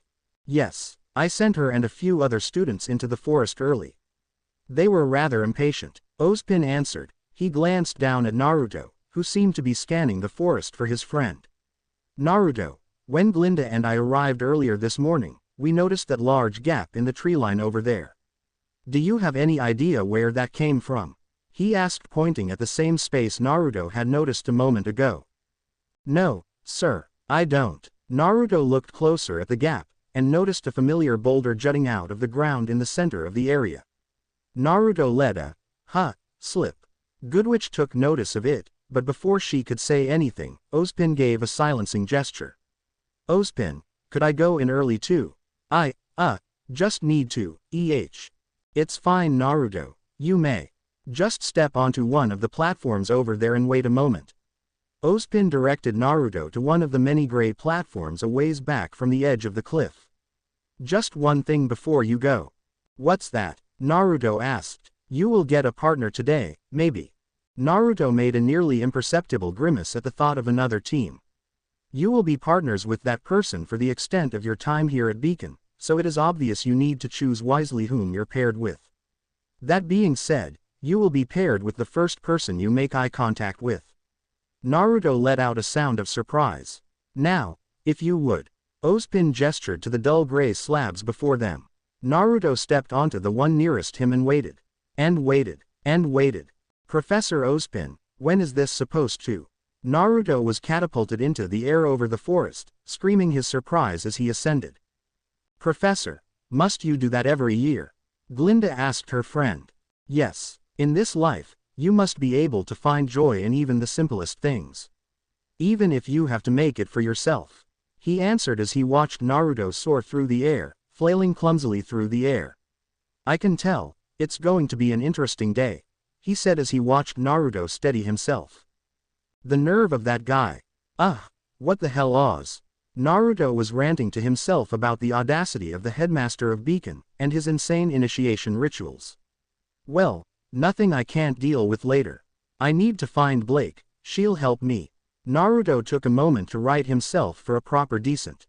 "If only I still had my chakra, I could easily just make a chain of me and grab a tree or something." Naruto can see hints and glimpses of black shadows moving through the area below him, heading toward a clearing near another cliff. The distraction was enough to make him crash through a few trees. It took some doing, but he steeled himself and grabbed hold of the trunk of the third tree. His fingers gouged out some paths, but he stopped. Naruto let himself drop back to solid ground. He fell to his knees. "Oh, thank God." He kissed the ground. "I missed you so much." After he was happily reacquainted to the ground, he began to walk north, toward where the shadows were headed. Naruto never really had a thing for stealth, and he believed he probably wouldn't start now, so he wandered along, whistling some old tune he remembered. Walking for a while, the trees all began to look the same. He had become impatient for something, needing a change in pace. He began calling into the forest, "Hello. Anything there?" Naruto began chanting this every few meters. Apparently something heard him, cause bushes rustled around him. Looking closer at the environment, he noticed red eyes staring at him from almost every direction. Naruto smiled widely. "That's more like it." Naruto lowered into a fighting stance, taking a kunai out of his pouch. Inhaling slowly, He closed his eyes, focusing his senses. As he held it for a moment, he heard some of the creatures emerge from the forest, felt the forest warn him of impending doom. Then he exhaled. As he did, the group of Beowulfs attacked. The first small group tried to end it quickly, the trio diving at him, but Naruto spun out of the way, kicking one into another, and stabbing his kunai into the third's neck. Naruto noted the fact that it didn't bleed. After the mental note, he withdrew the knife, kicked the wolf away and slashed around him, catching a couple that tried to sneak attack him across the mask. The next group was more cautious. They circled Naruto while the two he slashed recovered behind them. Then the 5 of them rushed for close combat. Naruto was fast enough to dodge and counter-attack as they slashed at him. For a pack they were very uncoordinated. A few of them hit each other when Naruto dodged, giving him opening to end one of them. Then the 4 remaining tried a single slash, but Naruto jumped and stomped 2 of their heads into the ground, using a kunai in each hand to sever their spines. The other 3 howled, calling 4 more from the forest. Naruto was looking at 6 fresh Beowulfs and an injured one. The injured one held back with another, larger Beowulf. When Naruto met eyes with this one, he could tell it was more than the others. The Alpha. Naruto smiled at it, and in return it uttered a low growling hiss. The other 5 had circled him. Naruto looked around him. They were just out of reach, meaning they could dodge a kunai or shuriken throw. If he concentrated on one, the other 4 would take him down. Naruto looked back at the Alpha, and smiled. He tossed his kunai at it, and the injured Beowulf jumped in the way, taking the weapon for him. The Alpha howled and the other 5 attacked. Naruto rolled out of the way, barely missed by a couple of them. The Alpha seemed to read this and slashed at Naruto, but he had taken a kunai from his pouch and slashed the palm of the Beowulf. When the Alpha reared roaring, holding its hand, Naruto rushed, stabbing the kunai into its throat. The sound the Alpha made was pathetic, almost sad. It sounded like a whining dog, then its life ended in a death gurgle. The remaining 5 looked at the Alpha at Naruto's feet, and turned tail. Looking at them flee, he had a mournful look on his face. Nothing more than monsters. He spat. He walked over to the Beowulf with a kunai in its back, took the weapon back and stored both of the used kunai back into his pouch. Naruto walked away from the dead, vaporizing grim. He was completely quiet. His usual air of joviality had been missing since that morning. Blake sat in a nearby tree, watching the whole thing. She also had a mournful look. Naruto. RWBY. Naruto could hear the painful sound of Weiss' voice, just followed by the roar of a Beowulf. He ignored his instinct to go help the girl in white only because he knew she was with RWBY. The little red girl could handle more than a few grim. Resolving his moral dilemma, he continued running toward where the shadows were headed, toward a cliff on the far side of the forest. Running through the trees as fast as he could, he caught glimpses of other beacon initiates and many more grim. He actually saw that Carden asshole fighting with an Ursa Minor, swinging that mace of his haphazardly. Against his worst judgment, Naruto stopped to watch, just in case Carden needed some help. The Ursa swung its massive paw at Carden, but he used his mace to guide the attack safely away. Then he hit the Ursa in the face with the pommel of the mace, visibly cracking the mask of the large grim. The Ursa reared in pain and rage, roaring its fury into the air. However, rather than take the advantage the creature gave him, Carden ran. He ran as fast as his armor would let him. Just fast enough for the Ursa to lose him among the trees. Naruto watched the boy flee from the simple battle he had won, and chuckled, "I pity whoever he's partnered with." With that over, Naruto continued to run through the trees. Having long since climbed up a tree, he's jumping from tree to tree, enjoying the nostalgia of the moment. Then Naruto felt a hand on his shoulder. He stopped and put his hand where he felt the touch. He looked down, but he didn't see the ground. He saw Sakura exhausted next to their sensei. He saw Kakashi reading his pervy book. He saw so much more than what was before him. Naruto remembered what he's done, how hard he trained, and how far he's come. Then he realized, he's fallen back into anger and depression. He's backslid so far, he couldn't resist laughing at himself. He laughed so hard he nearly fell of the branch he stood on. Just like that, the shadow that's been hanging around him was brightened. He knows what he has to.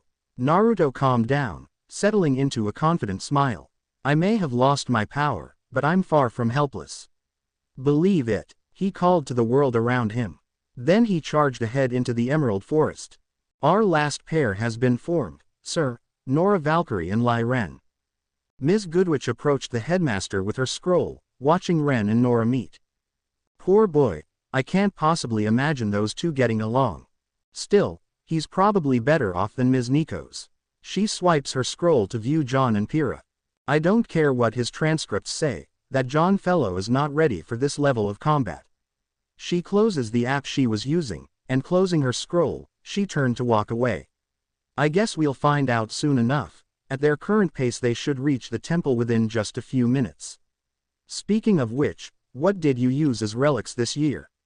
She turns back to Ozpin after a few paces. Professor Ozpin. All Ozpin did was grunt in acknowledgement. He was absorbed in watching what he hoped would be his redemption. After a moment, he swiped to a different camera feed and saw Naruto standing in a tree, shouting, "Believe it," to the open air. Was all he uttered. Oh, we have a loner. Glinda noticed the single person in the camera view. Naruto Uzumaki. That boy. Glinda paused, remembering the heart-wrenching story he told them. I hope a bright future is ahead of him. She sighed. You and I both know, Glinda, that in our line of work, the future is always grim, he said, showing the wisdom of his years. The best we can hope for is that he not meet his end too soon. Glinda frowned. She remembered how hard he had taken the loss of one of his oldest friends. He never told her any details, but she knew he blamed himself. Yes, Professor. Now, what shall we do with him? Ozpin thought out loud. Perhaps, he continued muttering to himself. Naruto had found what he'd been looking for, the forest temple, without meeting anyone, or anything, on the way. Excluding the pack of Beowulfs after he landed, that is. He walked to the stone slab that made the floor of the temple, and saw small statues on top of the pedestals that lined most of the slab. The statues were in the shape of what Ha recognized as chess, an alternate name game to shogi. Naruto could only smile at the many memories he had of the lazy genius Shikamaru. Naruto shook his head free of the cobweb of memories, before he again fell into depression. He walked onto the circular slab of stone, looking around at the many chess pieces he had to choose from. There weren't any missing, he noted. He allowed his mind to wander through the many meanings of each piece as he strolled up to the far end of the circle. Before he had realized it, he had grabbed the White King. Again he smiled as he recalled Shikamaru told him what he believed the king represented. The next generation. He put his piece back down, feeling he couldn't protect it as well anymore. Looking at the pieces before him he looked at the rook. Smiling at how similar to the piece he was, he took the piece, placing it in his pouch where he'd normally place scrolls, and left the remaining statues alone. The absence of the rook being the only evidence of his being there. As he left the temple behind he could hear a few other students arrive to claim their own pieces. He paid them no attention as he continued straight forward, determined to be the first to make it to the final goal, the top of the cliff he's staring at. The civilization that once hunkered into the stone structures of this natural defense had left plenty of ways to climb the cliff. However, he wanted to test his ability without his chakra. Naruto began to charge headlong across the small field, through the courtyard, across the bridge, and leapt up the cliff face. Hopping from one ledge to the next, until his momentum petered out, about halfway up the face. Naruto then began to climb the rest of the way up. He nearly slipped a few times, the handholds crumbling under his fingers, or his footholds falling away from him. After a grueling time of climbing the cliff face, he made it the top, his toes and fingertips raw and bleeding from sliding down the rocky surface of the cliff. He got to the top, and flopped onto his back, his breath heaving and wheezing in and out of him. A few other students made it up the cliff a while after him. They came in pairs. 4 pairs had made it up the cliff, all of them had a few scuffs in their armor, but nothing major. Naruto had a few tears in his coat, but that was about it. Naruto had barely caught his breath when he heard a sound that could only be described as a woman's shrill scream of fear. Followed shortly by another shrill sound. This one however had whispers of evil and malice slithering through it. The call of a nevermore. Naruto watched as one of the large ravens rose from the forest, its tail feathers bogged down by what looked like two specks of color. One white and the other red. He watched as the forest spread apart to reveal an angry Deathstalker. He looked on as the beast chased a girl. Naruto chuckled when he saw a small pink explosion followed by a flurry of pink and white movement. Then he saw a burning light erupt by the temple, flare into existence and back out just as fast. He cringed when he saw the Deathstalker bat the girl across the field toward the temple. Naruto watched the red speck fall from a tail feathers and collide with someone. Enjoying the spectacle, Naruto looked behind him, surprised that Ozpin had snuck up on him. Yeah, it's fun watching them come together like this. Naruto returned to watch them run from the Grim and toward the tower he ran through on his way up the cliff. Congratulations on being the first up the cliff, by the way. I've never seen a student outright climb the cliff like that. Ozpin commented as Naruto rose to his feet. Thanks Oz. Naruto gave him his famous nice guy pose, thumbs up and a grin. He looked behind the professor and saw a couple of bullheads. Those for us? Naruto inquired. Indeed. Come, the first shuttle will be leaving soon. Ozpin turned to leave. Wait, Naruto called as he stumbled on rubber legs after the headmaster, aren't you gonna wait for the others? I have assigned Ms. Goodwitch to receive the next batch of initiates. Oz smiled over his shoulder. Naruto followed the green-clad man onto the ship, turning just in time to see the Nevermore smash its way through the bridge connecting the tower with the opposite cliff side. As the ship departed the area, he looked out the window to see the Nevermore smash its wing through the tower RWBY and some others were standing on. Naruto smiled, watching the four girls use various methods to return to the new top of the tower. He knew of both RWBY's and Yang's skills from their shared days at Signal, so he had faith that they would defeat the Flying Grim. Blake Belladonna, Ruby Rose, Weiss Schnee, and Yang Xiaolong. The four of you retrieved the White Knight pieces. From this day forward you will work together as Team RWBY, led by Ruby Rose. Ozpin dictated with the authority of his office. Before Ruby could react, she found herself in the embrace of her sister. I'm so proud of you, she said boisterously. Ruby could only accept her fate, and returned the embrace. Naruto, who was off stage, noticed Weiss was less than pleased, and he couldn't help chuckle. Serves her right for being such a b. And finally the odd one out. The only person to complete the initiation without meeting anyone else, Naruto Uzumaki. Naruto began to walk out as Ozpin began his introduction, and RWBY walked off stage. You alone have chosen the White Rook. As the only single student this year, you will be assigned to other teams if their mission proves necessary. Naruto was kind of glad to have a role similar to the one in Konoha. Naruto walked off stage as the assembly was called to an end. He looked around at the other students, hoping that nothing that happened in the past will happen again. Looking back on the history books he and his clones had read, it's not unlikely.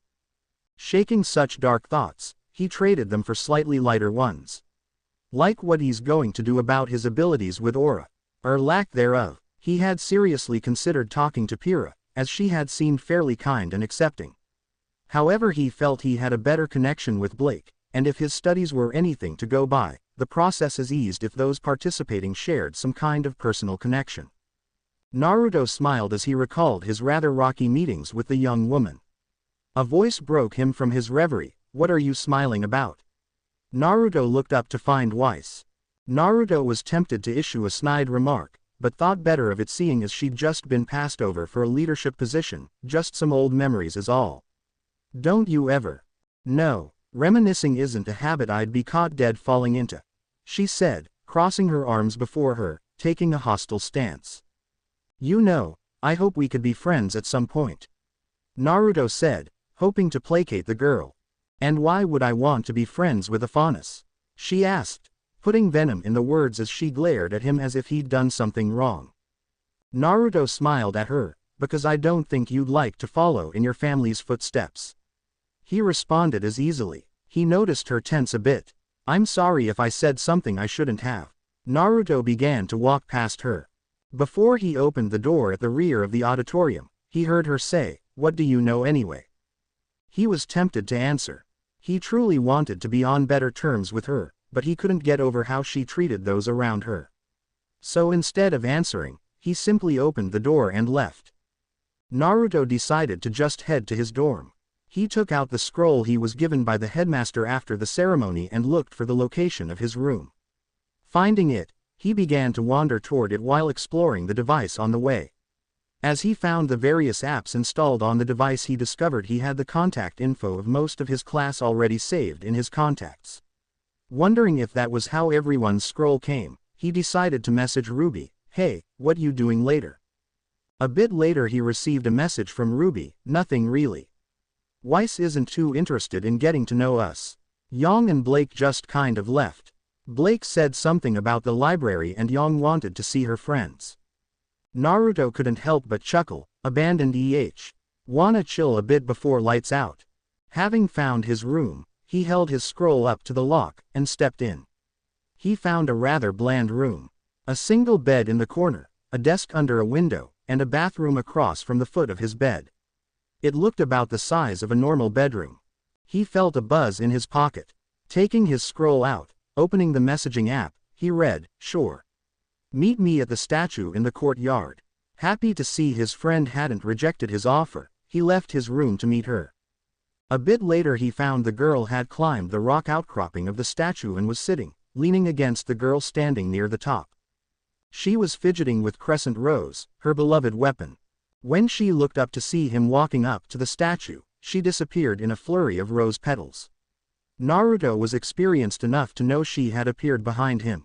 But he allowed her to jump on his back, enjoying the childish antics of his young friend. Laughing together as he began to piggyback her around the courtyard, he noticed the other students watching them. They looked accusing, like they shouldn't be engaged in such childish actions. "Naruto, put her down this instant." Naruto stopped mid-stride, shakily turning to see Ms. Goodwitch. Her glare boring holes in his head, he felt RWBY tense as well as she slid from his back while he stood up straight. "What in the world compelled you to act like that?" she asked as she stood before them. "Well, RWBY stammered. "Her team left her alone and I invited her to hang out before lights out." Naruto answered. He saw a look on her face he'd seen many times on Tsunade. "But I shouldn't have allowed our time to become so frivolous. I apologize." The look faded as he beat her to her demand.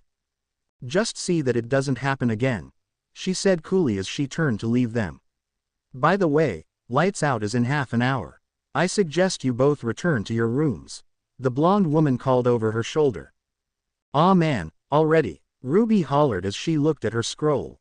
"Sorry, Naruto, but I gotta go meet Yang at the room, like 10 minutes ago," she said hurriedly before disappearing in a wisp of petals. Naruto was content to walk slowly to his new domicile, people watching the whole way. He saw how many people looked at him with disdain. A rare few looked at him like Sakura looked at Sasuke. Still others just spared him a glance, a respectful nod in acknowledgement. What surprised him the most was a voice he heard before he entered his room. "Hey," it simply said. He turned to see Blake. "Hi," he answered dumbly before gathering his wits. "What brings you to my little corner of heaven?" He smiled at her. "Naruto," she began, "about what you were talking about this morning." She looked him in the eye. "And what happened in the forest before?" She stepped forward. "What happened, Naruto?" Her yellow eyes locked on his blue and purple. He paused, unsure how to explain without giving up too much. "I don't know where to begin. Maybe we could meet up tomorrow after class," he offered, more so he could get his story together than the actual need for everyone to get back to their rooms. Blake again locked her inquisitive eyes onto his, before slightly nodding. She turned around and began to walk away. "Wait," he reached out and grabbed her shoulder. Out of surprise and reflex, she used her semblance to escape the possible threat. She spun, ending in a crouch with a hand reaching to draw her weapon, before realizing it and stood straight. "I just wanted to give you my scroll number," he said. A little embarrassed, she held out her scroll. Naruto pressed his device to hers, and the contact info was transferred automatically. "Anything else?" she asked, a little anxious to depart, lest she be late for curfew. "No, good night." He turned to enter his room. Naruto looked about his room more closely. He noticed a closet behind the door to his room, along with a long dresser next to the door. He opened the closet door and found his luggage packed inside. He took it out and began to unpack. After about an hour he had all his clothes and possessions where he liked, having left his black shirt with a red spiral on the front and his light blue trunks out. He took them and a towel with him into the bathroom, showering before bed. That night, Naruto looked up at the ceiling wondering what he was going to tell Blake. I could tell her I had aura poisoning and it sealed itself to protect itself. No, then she'd wonder how I got it. Naruto tossed and turned searching for a way to enlist the help of his prospective friend. I also have to explain my lack of a huntsman weapon, he realized, moaning his displeasure into his pillow at the thought. It's like I have to go to 2 schools at once, he said as he tossed back onto his back. He drifted off into a restless sleep as his maelstrom of apprehension raged in his mind. Naruto woke before his alarm went off. Not surprising considering his restless sleep. He'd been too busy thinking about what he's going to do now that he's lost his power, much like the last few days. I need to talk to Blake, he thought out loud as he rose from bed. He only just looked at his scroll laying on the nightstand to his left when the screen lit up, preparing to sound the wake-up alarm. The first vibration had only just begun to buzz when his hand shot out to grab the device. Before the shrill sound of his alarm shattered the still silence of his room, he pushed the button on the screen to disable the alarm. That done, Naruto sat up in his small bed, yawning as his body slumped forward, still sleepy. With supreme effort and his legendary force of will, Naruto rose from bed.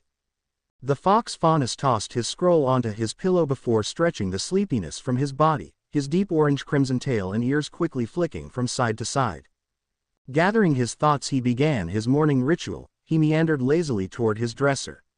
Stepping before the dull brown dresser nestled in the corner of his room, he opened the drawer to gather his fresh day clothes. Classes begin in a few days, so he chose his normal threads.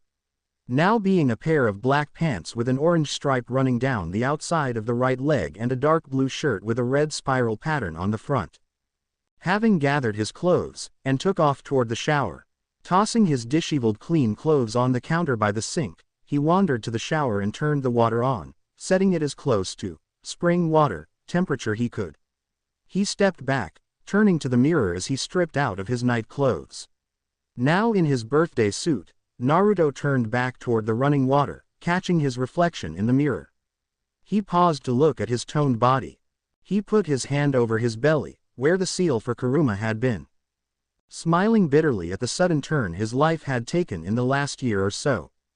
Naruto's eyes traveled upward, stopping on his face, still depicting his trademark whisker marks. The only real difference is his eyes.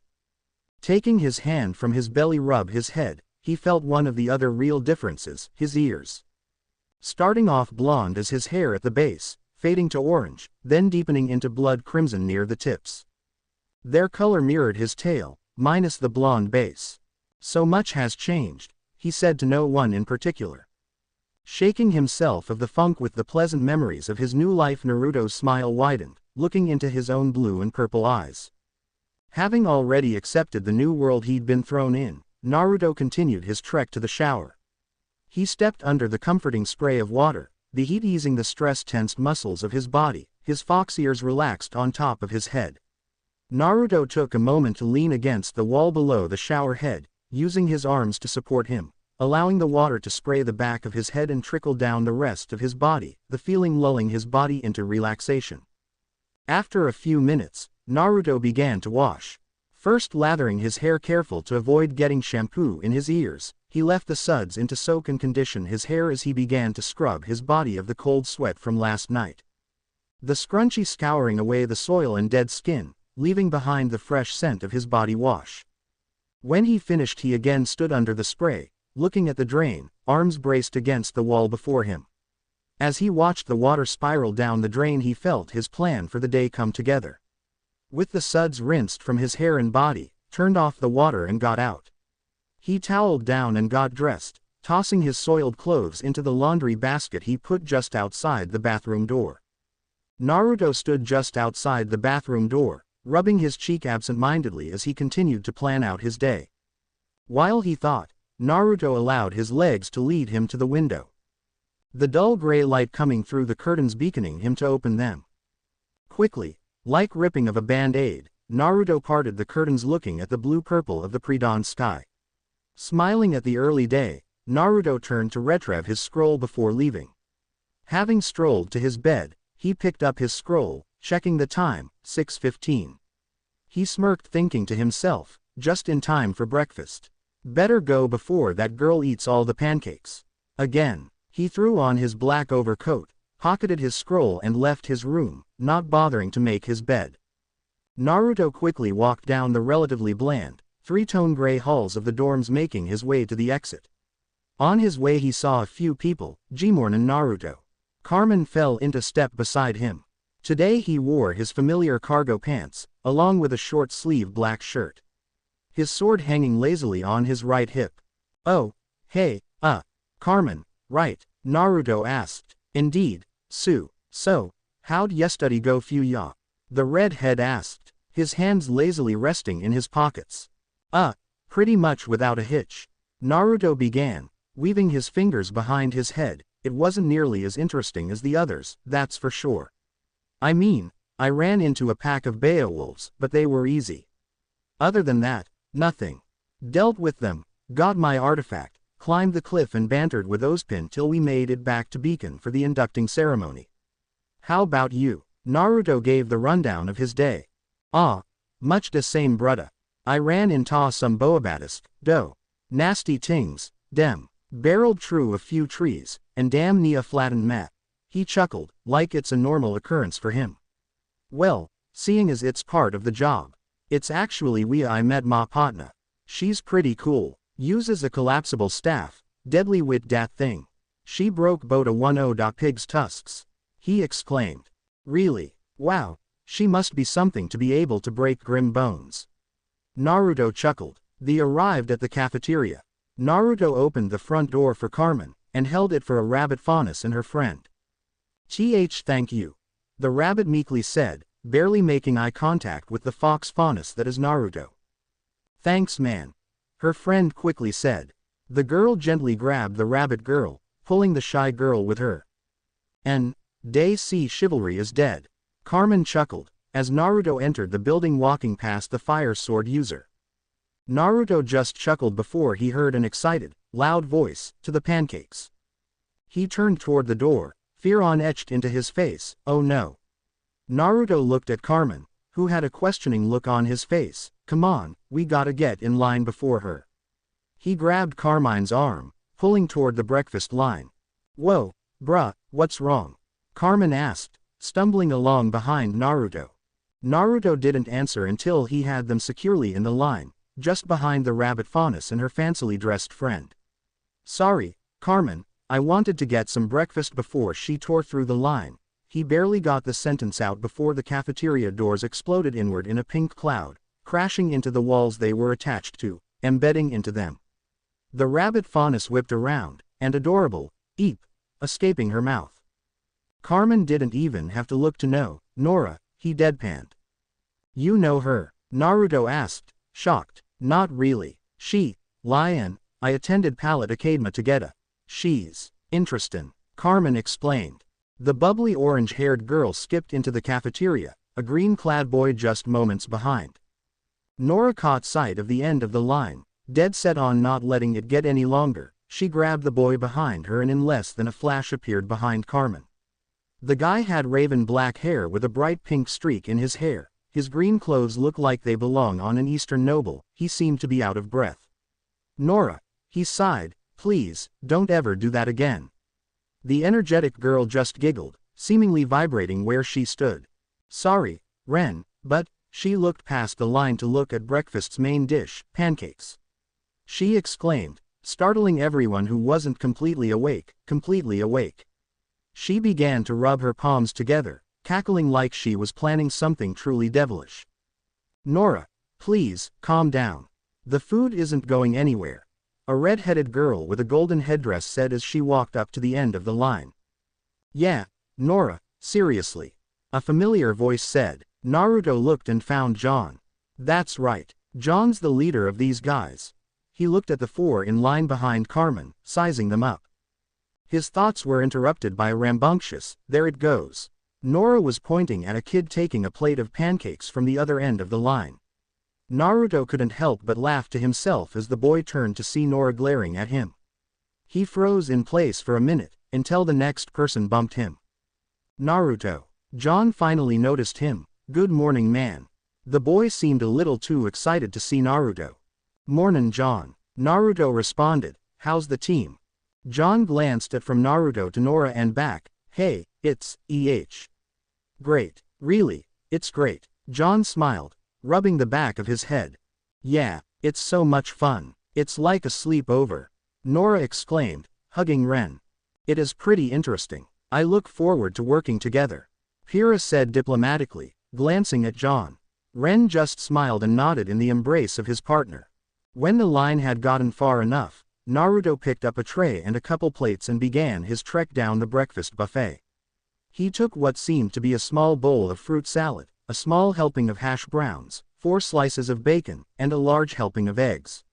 When he arrived at the main course, he took a healthy stack of 6 pancakes and a handful of Forever Fall syrup packets. Carmen got 2 trays, both pretty much identical meals to Naruto's. "Magenta elected me to get our breakfast this morning," he explained when Naruto looked puzzled. "Okay, see y'all later then." "See ya, brudda," Carmen nodded, turning back toward the doors. Naruto watched, still amazed as Carmen would deny his sword to bite anything. Naruto took his tray to a seat, leaving to get something to drink, returning with a couple cartons of milk and a glass of orange juice. He sat down, watching Nora pile the most extreme breakfast of anyone, a very tall stack of pancakes soaked in Forever Fall syrup. "Geez, you want some pancakes with your syrup?" he joked as she wandered over to sit at his table. "No," she beamed at him as she dove into her meal. As voraciously as she ate, surprisingly, no bits of food were flying through the air. "Nora, breathe," Ren said as he sat next to the girl. She came up for air, taking a nearly obnoxious breath, then dove back in. "Is that normal?" Naruto asked, eyes locked on the slowly dwindling stack of pancakes.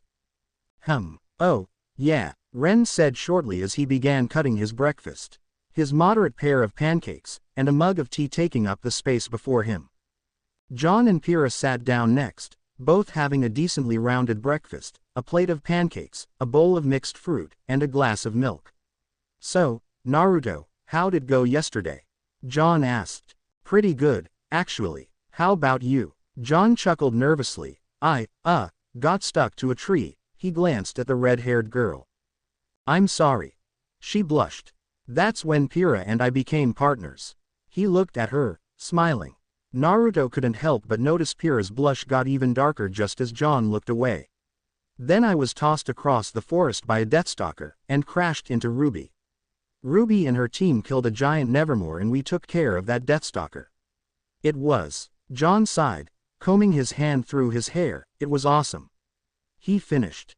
"Yes, it was a good challenge."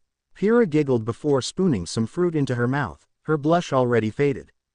"And it was freaking insane when RWBY and her team took down that giant Nevermore." "Seriously, where did they come up with that?" John exclaimed, animatedly flailing his arms, gesturing his excitement.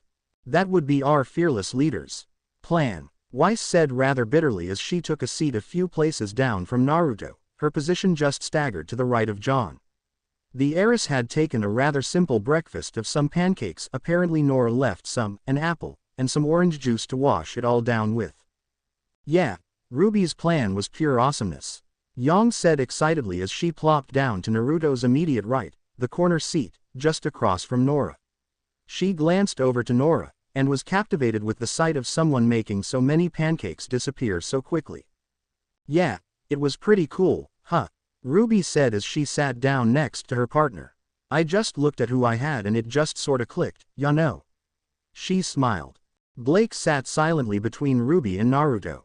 He gently bumped her with his elbow, getting her attention. He whispered so only she could hear, "I need to talk to you later." For anyone else, the little request was lost in the cacophony of the cafeteria, but her faunus ears picked it up easily through the chaos.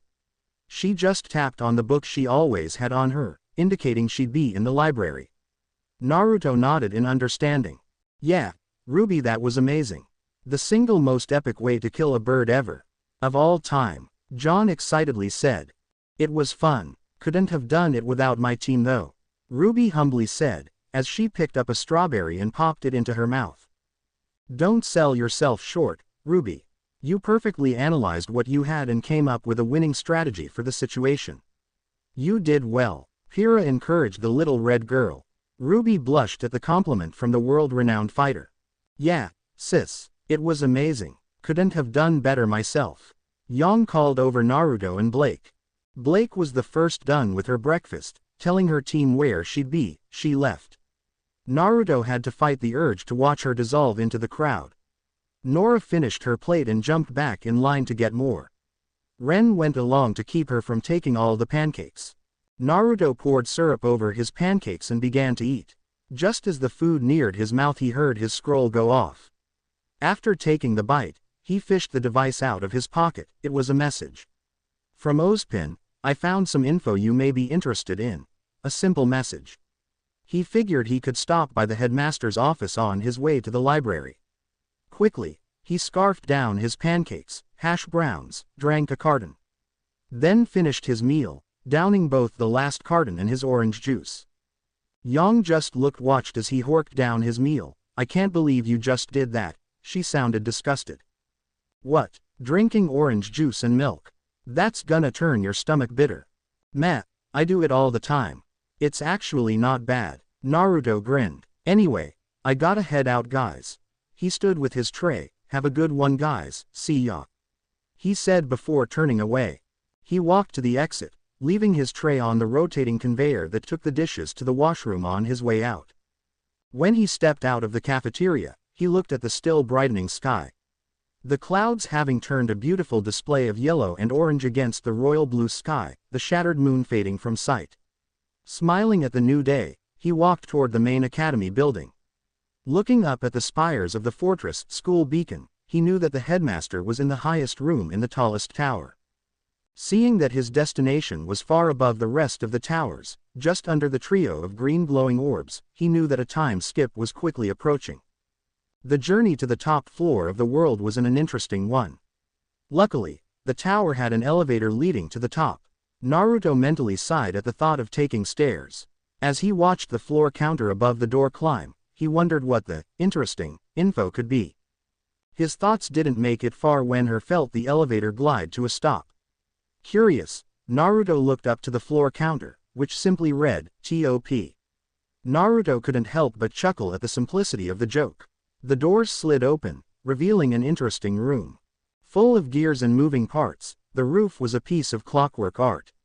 The floor was a nearly translucent green and a large bay window that seemed to make up the walls of the room allowed you to look out over Beacon and Vale. The only furniture in the room was a glass-top desk lined in some kind of metal with a large clock face window behind it, Ozpin's interesting chair, and columns holding the room up by the edges of the floor. The balcony leading around the room hinted at more just above.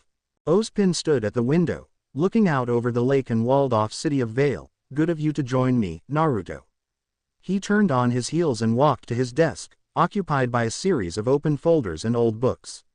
Taking a seat in the most uncomfortable-looking chair in existence, he leaned his cane against his desk. Now, I would think you have many questions.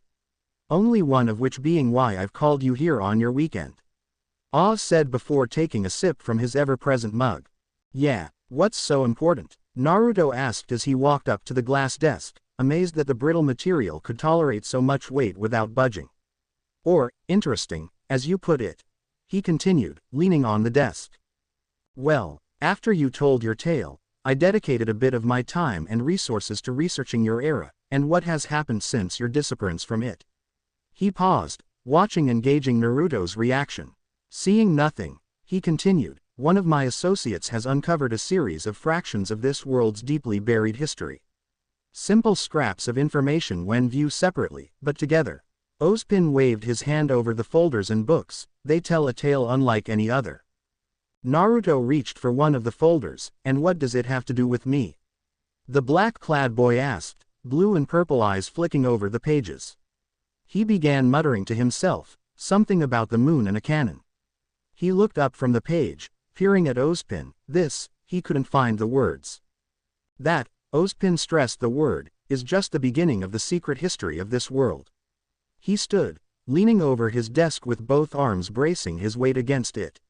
I have taken the liberty of digitalizing the contents of what is before you. Hand me your scroll, I will upload it for you to look over at your leisure. Naruto absent-mindedly handed his headmaster the all-purpose device. Oz pushed some options on his scroll, and set the black device over his students. Both devices beeped, and lightly vibrated, indicating that the transfer is underway. Meanwhile, Naruto kept reading the first folder. I can't believe I would have something like that. Let alone fire it, Naruto said, shocked. Ozpin asked. Naruto, still caught up reading, answered, the Raikage. Ozpin cleared his throat, making Naruto look up to see the questioning gaze on the elder's face. The Kage are the leaders of great villages. I was the Raikage, leader of the Land of Lightning's village. He answered shortly, continuing to read the enthralling information in the folder. Ozpin hummed, retaking his seat. Interesting. He said simply. Again the two devices vibrated, indicating the conclusion of their operation. Here you are, Naruto. You are free to go about your business for the remainder of the day. Naruto grabbed the device, but when he pulled, Ozpin held onto it, causing the boy to meet his eyes. Just, don't let anyone else become privy to this information, Naruto. He released the white scroll, holding eye contact with Naruto. As far as I know, as of now only you, myself, and a small handful of people know of this history. I don't want to imagine what this information would do in the wrong hands. I understand. Naruto flicked through the device, checking boxes and moving files. There, now the files are well hidden behind a wall of passwords and paths only I know. This information won't be found. Naruto gave his leader a thumbs up and his brightest smile. Believe it. Naruto turned to leave, waving over his shoulder, leaving a small simile on Ozpin's face. Oh, Naruto froze, his hand just reaching for the elevator button. Ozpin. He turned on his heels to look at the huntsman. Ozpin hummed, reading though something on his scroll. The sound of Naruto walking back to his desk pulled his eyes toward the young man. Seeing the uncertainty in the body language and eyes of Naruto made Ozpin more than a little fretful. What is it, Naruto? Unsure of how to start, he looked down, reaching up to rub his neck. He sighed. Like this they were while Naruto gathered his thoughts. Finally, after what felt like hours, Naruto sighed again. Professor, he began, you know that gap in the tree line. Naruto paused, looking sheepishly away from the ground, into the wise eyes of his nodding headmaster. Yeah.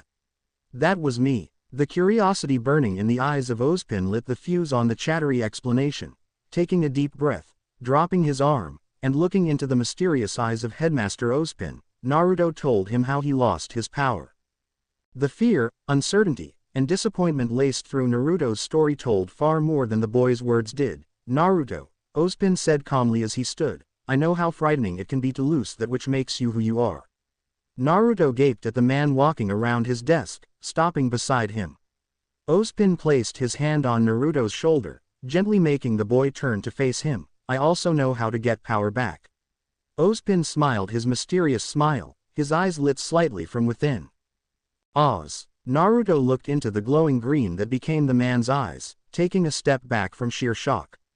But the man's grip was like a vice, unyielding and firm. Naruto, I assume you've heard of aura amongst your classes? Ozpin asked, his eyes never once leaving Naruto's. The boy nodded, his mouth still gaping like a fish out of water. As you know, every living being on this planet has it. Even you, who came here with the startling power you knew as chakra, have this amazing gift. The glow emanating from Ozpin's eyes seemed to spread to the rest of his body, the gentle, calming green drifting away from his body like mist. Naruto felt something begin to pull at him. Something similar to what he's felt before. Before Naruto knew it, his body had begun emanating a strong, golden-orange light, misting off of him like Ozpin's green. Naruto looked at the vast man before him, his strength seeming to wane as the gentle green began to flicker. Naruto didn't know what was happening, but instinctually, he placed his right hand on Ozpin's left shoulder, pushing power into him. Naruto hadn't heard it before, but now that he was closer, Naruto heard Ozpin was muttering something. When the muttering stopped, Ozpin's arm slipped from Naruto's shoulder, he grasped his desk for balance. After a moment, Ozpin looked normal, shocked, but normal. Naruto. Ozpin looked at Naruto, still grasping the boy's shoulder. How did you know how to do that?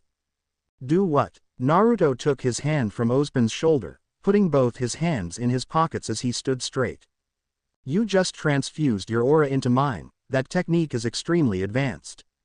He paused, looking from Naruto to his hand grasped on his desk. Of all the teachers here, only a handful, myself included, have the skill to do that. Ozpin's gaze returned to Naruto. It takes decades of aura manipulation training, years more to understand how to match aura wavelengths. Ozpin stood straight, his cane grasped calmly beside him, turning to look Naruto directly in the eye. You have unheard of talent with aura, young man. Naruto blushed, pulling his left hand up to rub his neck. Well, now that I can actually use it, aura isn't too much different from chakra. It feels similar. Not nearly as dense, it's much lighter and easier to control.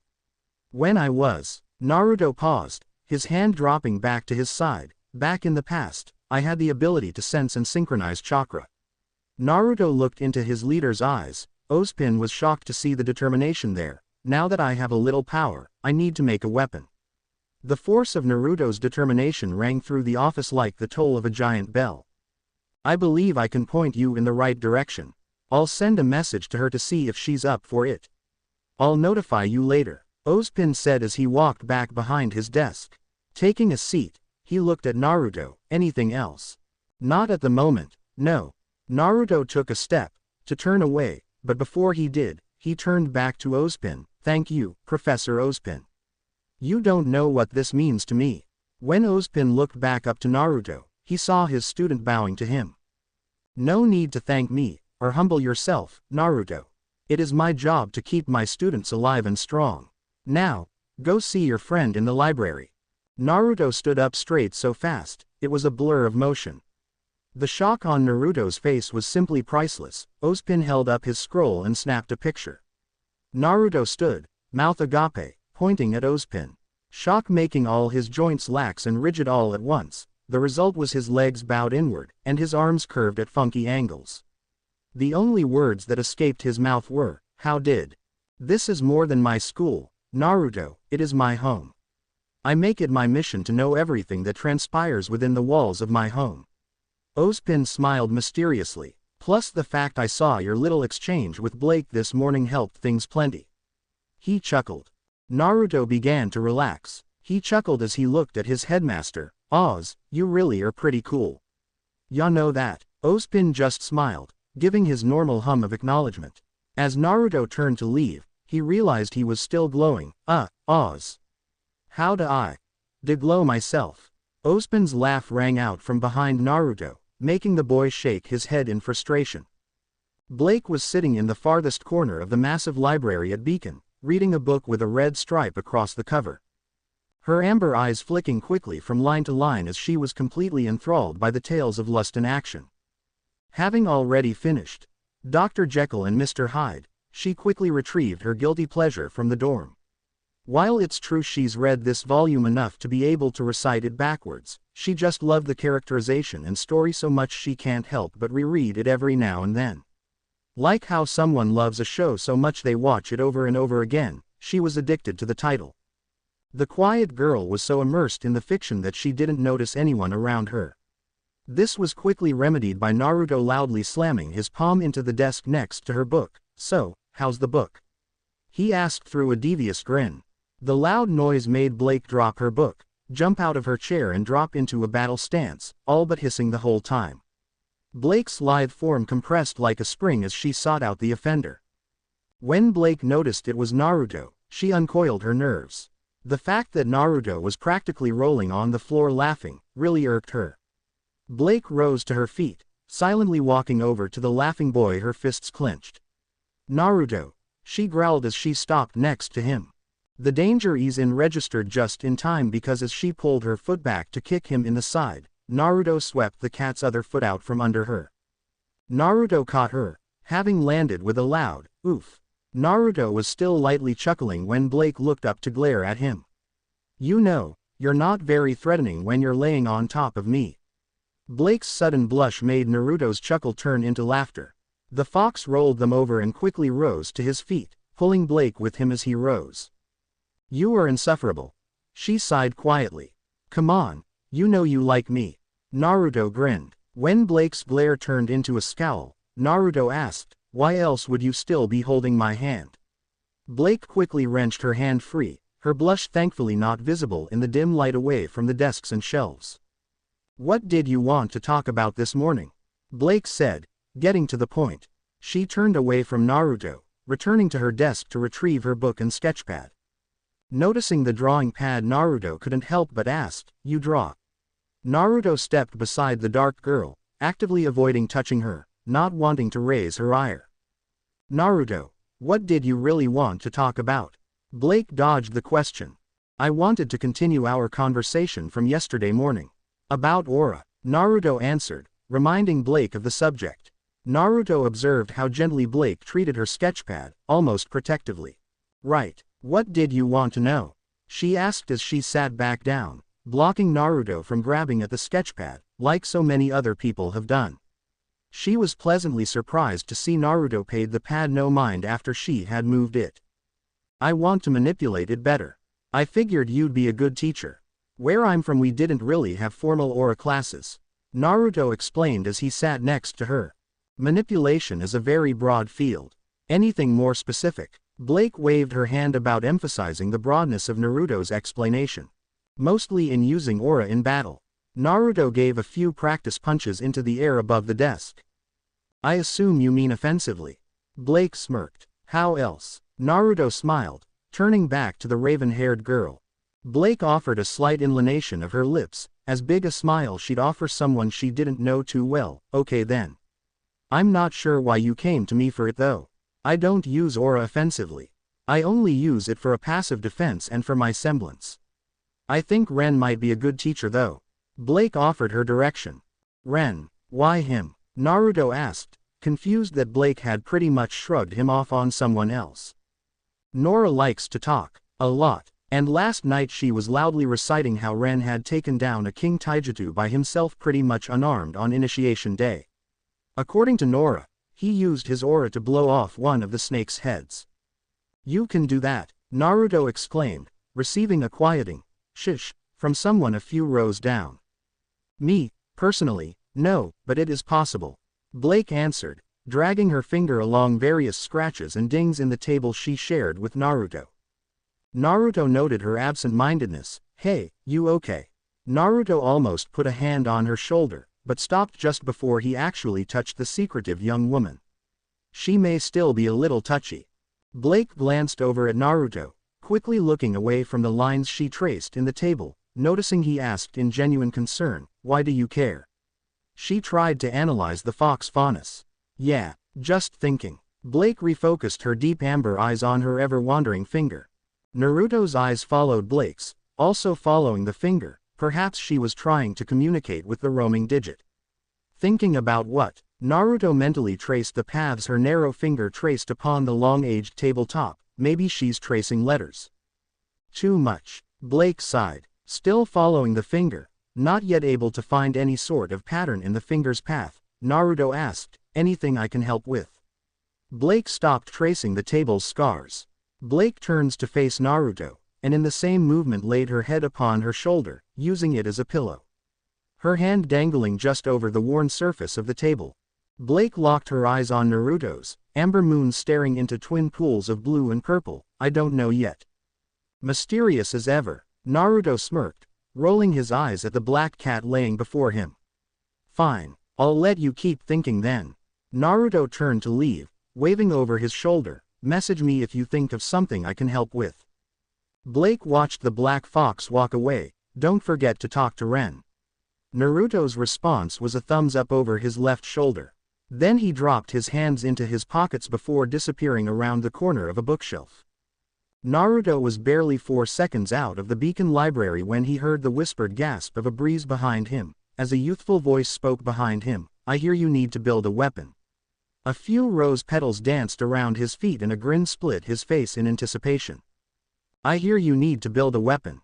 Naruto could hear the grin on Ruby's face as he watched rose petals dance past his feet. Naruto turned and grinned back at the red-cloaked girl. So you're the she Oz was talking about. Naruto observed as his purple and blue eyes looked into her silver pools. Yep, RWBY beamed at the obviously excited fox. Naruto watched as the red hood fluttered around to RWBY's left before she appeared on his right. Now come on, there's precious little time to make your weapon. RWBY grabbed the Faunus's hand and dragged him off toward the foundry. In the courtyard in front of the foundry, a flurry of rose petals scattered away from the center. Now, the best way to figure out your ideal weapon is to spar. RWBY says as she walked backwards, away from Naruto. Spar, he repeated. Then he smiled. Good idea, RWBY. He dropped into a three-point stance, crouched low with his feet spread wide, his left hand pressed to the ground to help support his weight. Naruto's right arm held behind him, clenched as if gripping a kunai knife. RWBY stopped about halfway from the center, where Naruto stood, and the edge of the cement, about 10 meters. Don't allow yourself any distraction. RWBY grabbed the red box that hung from her hips and held it before her by the top. Don't leave any gaps in your stance, hone your senses. Naruto heard the light sound of a click before the red box elongated and exploded into a wicked-looking scythe. RWBY grabbed the shaft of the weapon and twirled it around herself before she settled, holding the shaft in her left hand, her right hand gripping a handle that jutted from the underside of the scythe's firing mechanism. The blade arced behind her as she crouched low to the ground. And don't let your guard down for even an instant, RWBY said before rushing toward him. Naruto whipped his right fist forward as fast as he could, only to watch as RWBY simply vanished. His fist rushed past the scattering rose petals she left in her wake. The force he put into the wild punch unbalanced Naruto as he stumbled forward a small bit.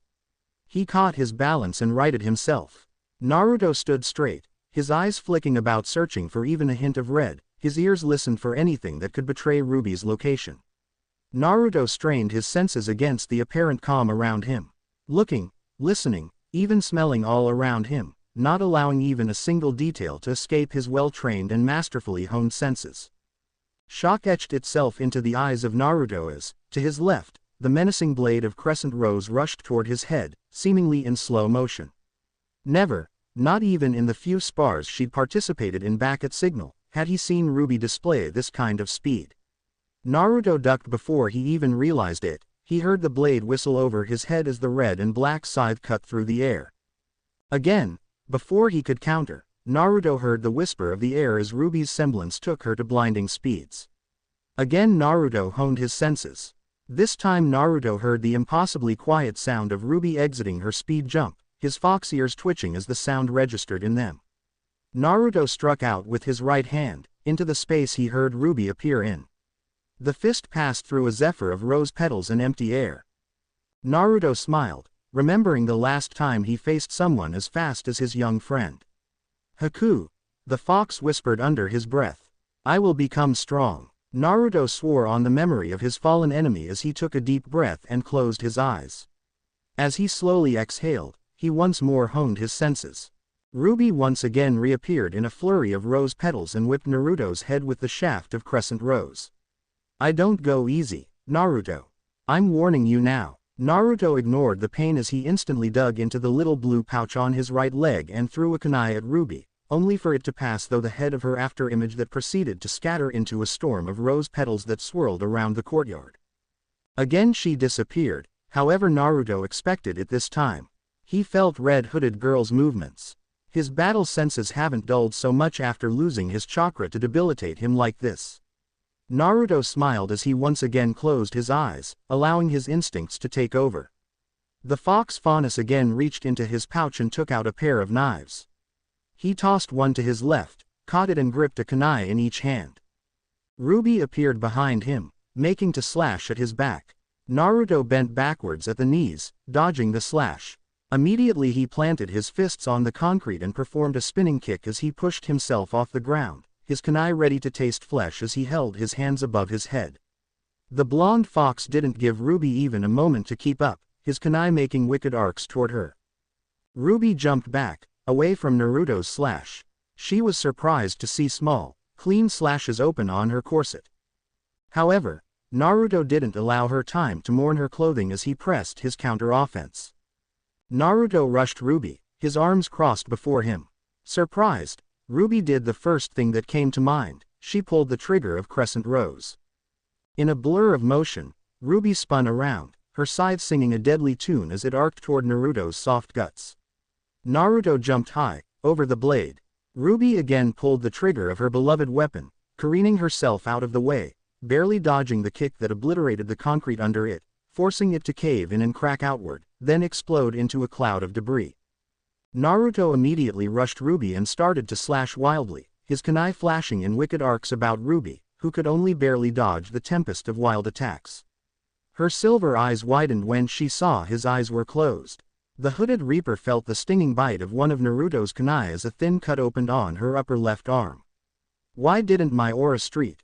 RWBY couldn't even finish her thought before another cut formed on her right forearm. Abandoning her thoughts, RWBY dove into her instincts. Her silver eyes watching the random arcs of bloodthirsty knives, it was all she could do to stop the fox from breaking her defense. RWBY smirked as she came up with a plan. Got ya now, Naruto shouted as he slashed faster, harder than before, his kunai closing in on RWBY like a pair of scissors. RWBY smiled. All at once, she blocked both of Naruto's kunai, jumped up and planted her feet on the blade of her scythe. RWBY smiled wider as she saw the barrel was right in at Naruto's nose, and pulled the trigger of Crescent Rose. Naruto opened his eyes when he heard metal sliding across metal. His eyes widened as the barrel of the rifle scythe exploded to life. Showing his own speed, Naruto kicked off the outside of the sickle and rolled away from the force of her Crescent Rose. The massive recoil of her customizable, high-impact scythe was easily shrugged off as RWBY rolled with it. She quickly jumped out of her roll and shot the ground, propelling herself above the courtyard and her sparring partner. RWBY was 20 meters above Naruto. Her silver eyes locked onto the blue and purple eyes of her target. Crescent Rose hung over her head, her blade ready to rend everything unfortunate enough to be in its path. Again she pulled the trigger. Naruto had the battle sense to throw a kunai at RWBY and jump out of the way of her smashing guillotine slash. RWBY easily swat the, comparatively, slow projectile skyward with an effortless twirl of Crescent Rose. She masterfully adjusted the twirl into a downward swing as she neared the ground. When RWBY met the pavement, dust and debris exploded from the impact. As Naruto's feet touched the ground, he heard another shot ring through the air and he immediately readied his guard. The remaining kunai he clutched in his left hand, held before him in defense. RWBY met his defense with a slash meant to cut from right shoulder to left hip. Naruto stepped closer to RWBY, grabbing the firing mechanism of the rifle. He slashed at one of her arms, forcing RWBY to relinquish her grip. Her hand slid further down the shaft of her rose. Naruto dropped the knife, and grabbed the shaft in the space between his and RWBY's hand. The red-capped girl recognized the moment of her defeat as Naruto twisted the large, shockingly heavy weapon out of her hands, stabbing the large blade of her scythe into the pavement behind him. Naruto quickly turned back to RWBY and easily caught the kunai she so easily deflected as she propelled herself toward the ground only a moment previous, and held it to her throat. Okay, ya got me. RWBY held up her hands in surrender, an exuberant smile on her face. You surprised me in the beginning there. Your speed was unbelievable, Naruto said as he dropped his hand, placing the kunai back in his pouch. As he stood the sun shone in his eyes, and RWBY was shocked to notice, he wasn't even sweating. Thanks. The black-haired girl's smile widened. I've practiced with my uncle since I was old enough to remember. Compared to me, he's... RWBY said as she walked behind Naruto, amazing. She said with a grunt as she pulled Crescent Rose free of the earth, looking at the interesting scenery they made of the foundry courtyard. Gashes where her weapon gouged the ground. The craters left from Naruto's kick and her guillotine maneuver. And of course the sparsely scattered debris from them. The red-hooded girl again twirled the massive blade around her, making the blade contract into its most compact form and placed the box on the magnetic hooks on her back. So, Naruto said as he walked around gathering the kunai he's tossed or dropped, what do you think my ideal weapon? Naruto found a kunai lodged into a tree, is. He grunted as he pulled it out. Naruto turned and walked back to RWBY, a thoughtful look about her. RWBY hummed as she rubbed a finger under her bottom lip. With the way you handled those knives, I'd say a pair of daggers. And the way you pinpointed both tossed of your blades, I'd suggest either easily replaceable blades or a launchable blade that somehow retracts. Or we could wait and find out what your semblance is. RWBY looked at Naruto, a dumb confused look on his face. Usually a huntsman's weapon is optimized to work with his semblance. She smiled a smile that reached her eyes when she looked at Naruto again, and the look in his eye.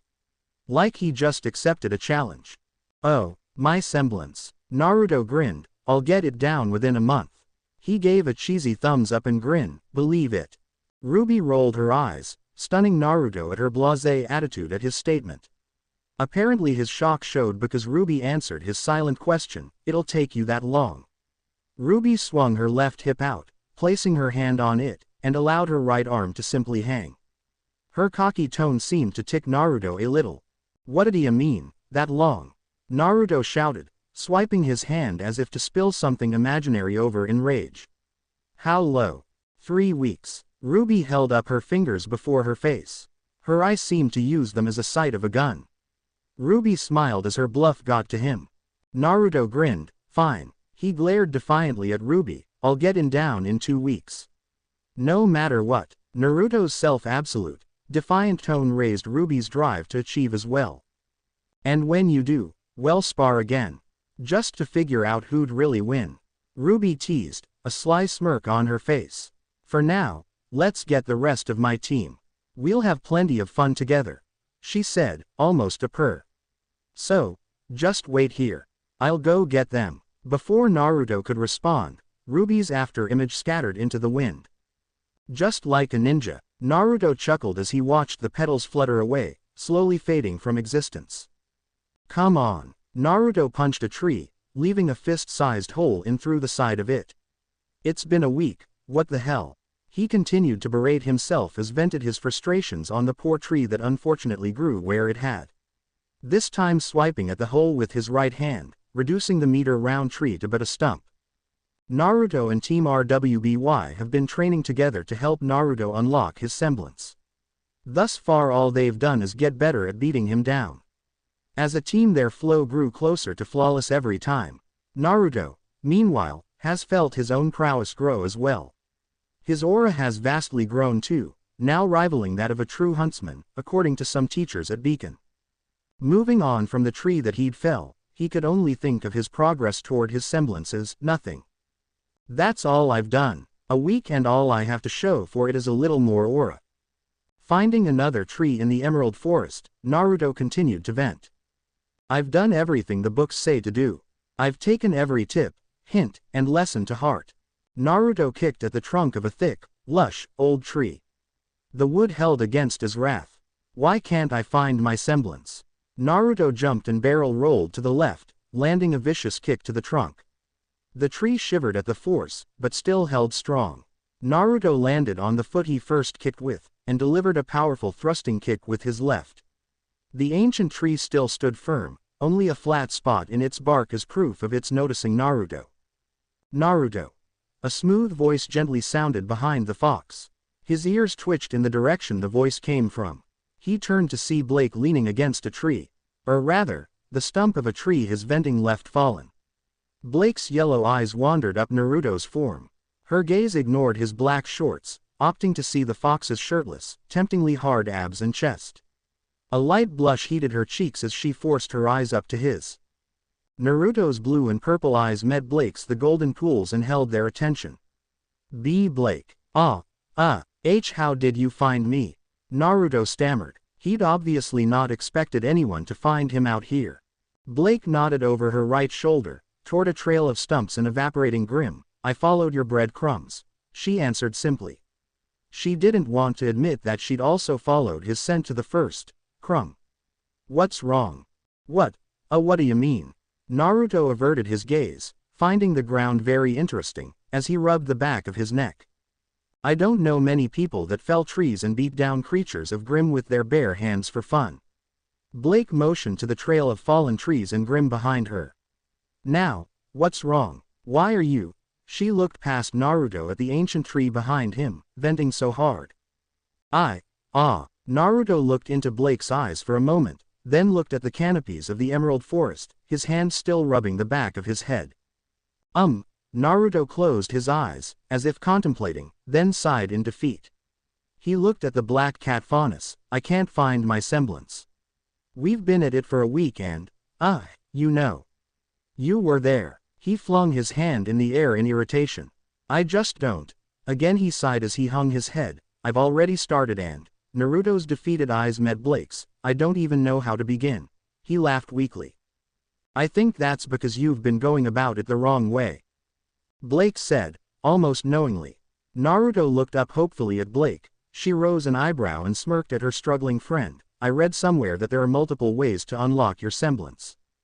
Blake said as she rested her shoulder on the tree beside her. The most common way is forceful, painfully tearing your soul's power free. Blake punched the air before her, and taking it for yourself. She wrapped her fingers around an unseeable object and brought her hand close to herself, clenching her hand into a fist as it drew near her. The other is just as difficult, and sometimes painful, but leads to a much more powerful semblance. Blake continued as she playfully gloated, holding her hand in front of her face, as if looking closely at her fingernails. She exhaled on them and rubbed them on her coat, or, so the theory goes. The results are mixed. So, what's this other method you're so fond of? Naruto's eyes showed pure skepticism. Well, if the most common way is brutally forcing your power to come forth. The opposite is. Blake held her hand out, as if passing on the thought. Naruto just stared at her dumbly. Blake sighed. Meditation. She said, feigning irritation. You look within yourself and communicate with your inner you. Through this method, you can get your soul to work with you, unlocking both your semblance and a massive well of aura. If this method is so awesome, why doesn't everyone use it? Naruto asked, his smartass nature rearing its head. Not everyone has the patience to get to know themselves. I've read that the quickest time in which a student unlocked her semblance was about 3 weeks. Blake held 3 fingers before her. Naruto's eyes widened, shock taking over for less than a moment, then he grinned. 3 weeks, Hey, okay then, Blake, I'll try it. Naruto's eyes blazed with determination. Yeah, I'll get my semblance down in no time flat.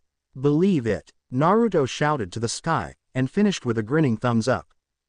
Good luck with that. Blake turned away. Come on, I'll take you to a guy the first know that knows a thing or two about this method, she said over her shoulder before simply walking away. Who? Naruto asked as he followed after Blake. Someone I told you to talk to a week ago. Good. His voice was an odd combination of calm and monotonous. Keep breathing. In. He inhaled. Out. He exhaled. The young man said over and over, in perfectly timed intervals. He trailed off, the volume of his voice lowering with each word until even Naruto's ears heard it. Now, Ren whispered, open your mind. Let nothing from the outside in, concentrate on what's within. Naruto's breathing quieted as his face relaxed. Good. No. A light snore cut him off. Naruto. He whispered. Naruto. Ren repeated in his normal voice. The green-clad boy poked Naruto's shoulder and watched as his near-flawless pose crumble as the fox's head hit the floor with a resounding thud. Gah! Naruto shot up. I'm awake. I'm awake. He said as he blinked the sleep from his eyes. You need to take this seriously, Naruto. Blake said from beside him. You wanted to get your semblance in no time flat, right? Ren sat across from the two faunus, the trio making a triangle. He simply observed Blake and Naruto, listening to their banter. Naruto nodded, looking defeated. Then you need to keep focused on what Ren tells you. I know that, Naruto shouted, only a little above his normal volume. It's just so hard. I'm a very hyperactive knucklehead. I don't know, something to feel or visualize. You need a tangible goal. Ren interjected. Naruto snapped his attention to Ren. I can't give you Ren stretched. That, as he scoped the room for something that could help, but I can do something similar, he said as he rose to his feet, walking to one of the 2 desks in the JNPR dorm room. The black-haired boy grabbed the notebook and a pen that rested on top of the simple desk. He drew something on it as he walked back to sit before Blake and his student. Now, this should help. He showed the face of the notebook. It displayed a single, perfect circle. A circle. Naruto smirked. his lack of confidence in his teacher audible in his response. "No," Ren said as he tapped the page with the pointer finger of the hand holding the page, "it's a portal." The skeptical look Naruto gave him forcing Ren to further explain. "When you close your eyes, imagine a circle. That circle is you. Everything you are, everything you can be, everything you've done." The fox tilted his head and gave Ren a dumb look, like he was trying to figure out a magic trick he was just shown. Again Ren had to dumb down his method. "Visualize this, draw the circle inside your mind. Make it as dark as possible, and as heavy as possible. This is a basic imaging technique that helps you get in touch with your aura, your very soul. Then imagine yourself jumping into the circle," Ren explained. "Now, try it," he said, tossing the notebook to Naruto. The fox looked at the circle on the page in his lap. Naruto closed his eyes and began the breathing exercise, draw a circle. He imagined a circle forming on a misty blue surface. Make it as dark and heavy as possible, he concentrated and the circle began to fade to black. Darker, heavier. Naruto's concentration increased as the black circle seemed to pull the very color from everything else around it as the blue mist dimmed the closer to the circle it was. Now jump into the circle. Naruto imagined himself falling, head first, into the darkness he'd just created. Naruto felt like he'd just dove into a pool. He looked around. At first Naruto didn't notice anything, just darkness, even the portal he'd jumped through had vanished. Then everything changed when the darkness flared into a blinding light. All at once Naruto's awareness expanded. He felt Blake and Ren staring at him with varying levels of shock. He felt the air around him shift ever so slightly. He tasted Blake's subtle perfume on the tip of his tongue. He heard the door getting flung open as the rest of Team JNPR walked into the room. "Hi Ri," Nora was cut short by what was happening in their dorm. Sitting in front of Blake and Ren was a completely still Naruto. A completely still Naruto that was shrouded in golden orange aura so thick and heavy it stunned even her into silence. "Ren, you won't belly." John too was thunderstruck at the sight of Naruto's aura. "John." Pyrrha walked in last and closed the door, confusion and concern etched into her features as she probably wondered what made both her leader and immutable teammate drop into silence. Naruto's aura was so thick that it began to flow off of him like mist. "Ren, Blake, what's G?" Pyrrha too fell silent as the golden mist flowed over her feet. The immensity of it hit her like nothing else. What surprised her was the feeling it inspired in her. Most people's aura is violent, trying to take over and dominate others.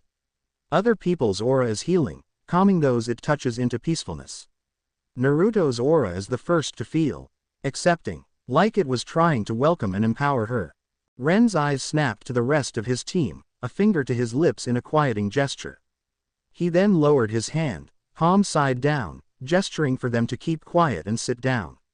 Nora, surprisingly, heeded Ren's motions and quietly went to sit next to her partner. She took a pen from her pouch and wrote a question mark on her palm and showed it to Ren. He looked at her palm and into her eyes. He only held up his pointer finger, signaling he'd explain later. John moved to sit at one of the desks across the room from his friends, watching the golden orange aura coat the floor of his room. He was shocked that he actually felt the aura flow around his feet. John never knew aura could be so amazing. John whispered as he watched what was happening in awestruck wonder. Pyrrha took a seat on the floor near Blake. She knew that Team RWBY had been training with Naruto, but not the reason. After seeing this, she was sure. Blake jumped slightly, her attention snapping to the perpetrator, as Pyrrha placed a gentle hand on her shoulder, a soft smile on her face. Blake returned the smile before returning her attention to Naruto. The blinding light faded from existence and was replaced by a pulsating golden orange light. It flared and dimmed like a beating heart. Naruto reached out to it, but it swayed out of his reach. His eyebrows knit together and he sneered at the light. "Come on." Naruto swiped at the light this time. Again, however, the light lazily swayed out of his hand's path. "What the?" The little light rushed forward, passing through Naruto's chest. The fox watched the light, stunned as it quickly approached and just passed through him like air through a window screen. His hand snapped to his chest, confirming his well-being. "It's been a while." Naruto recognized that voice. "No." Naruto whipped around and saw something he never really wanted to face again. Standing behind him was himself. Only his eyes were very different. This Naruto had black sclera and burning red irises. Yes, the dark Naruto grinned. Author's note. Okay, so, yeah, I'm alive, yay. Anyway, that's this chapter. What did Y fingers? What are you? Stop. Fine. Guess I'm not done. Continue.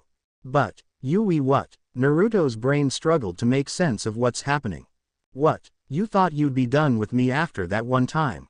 Dark Naruto laughed maniacally. Oh, no, he waved his finger at Naruto.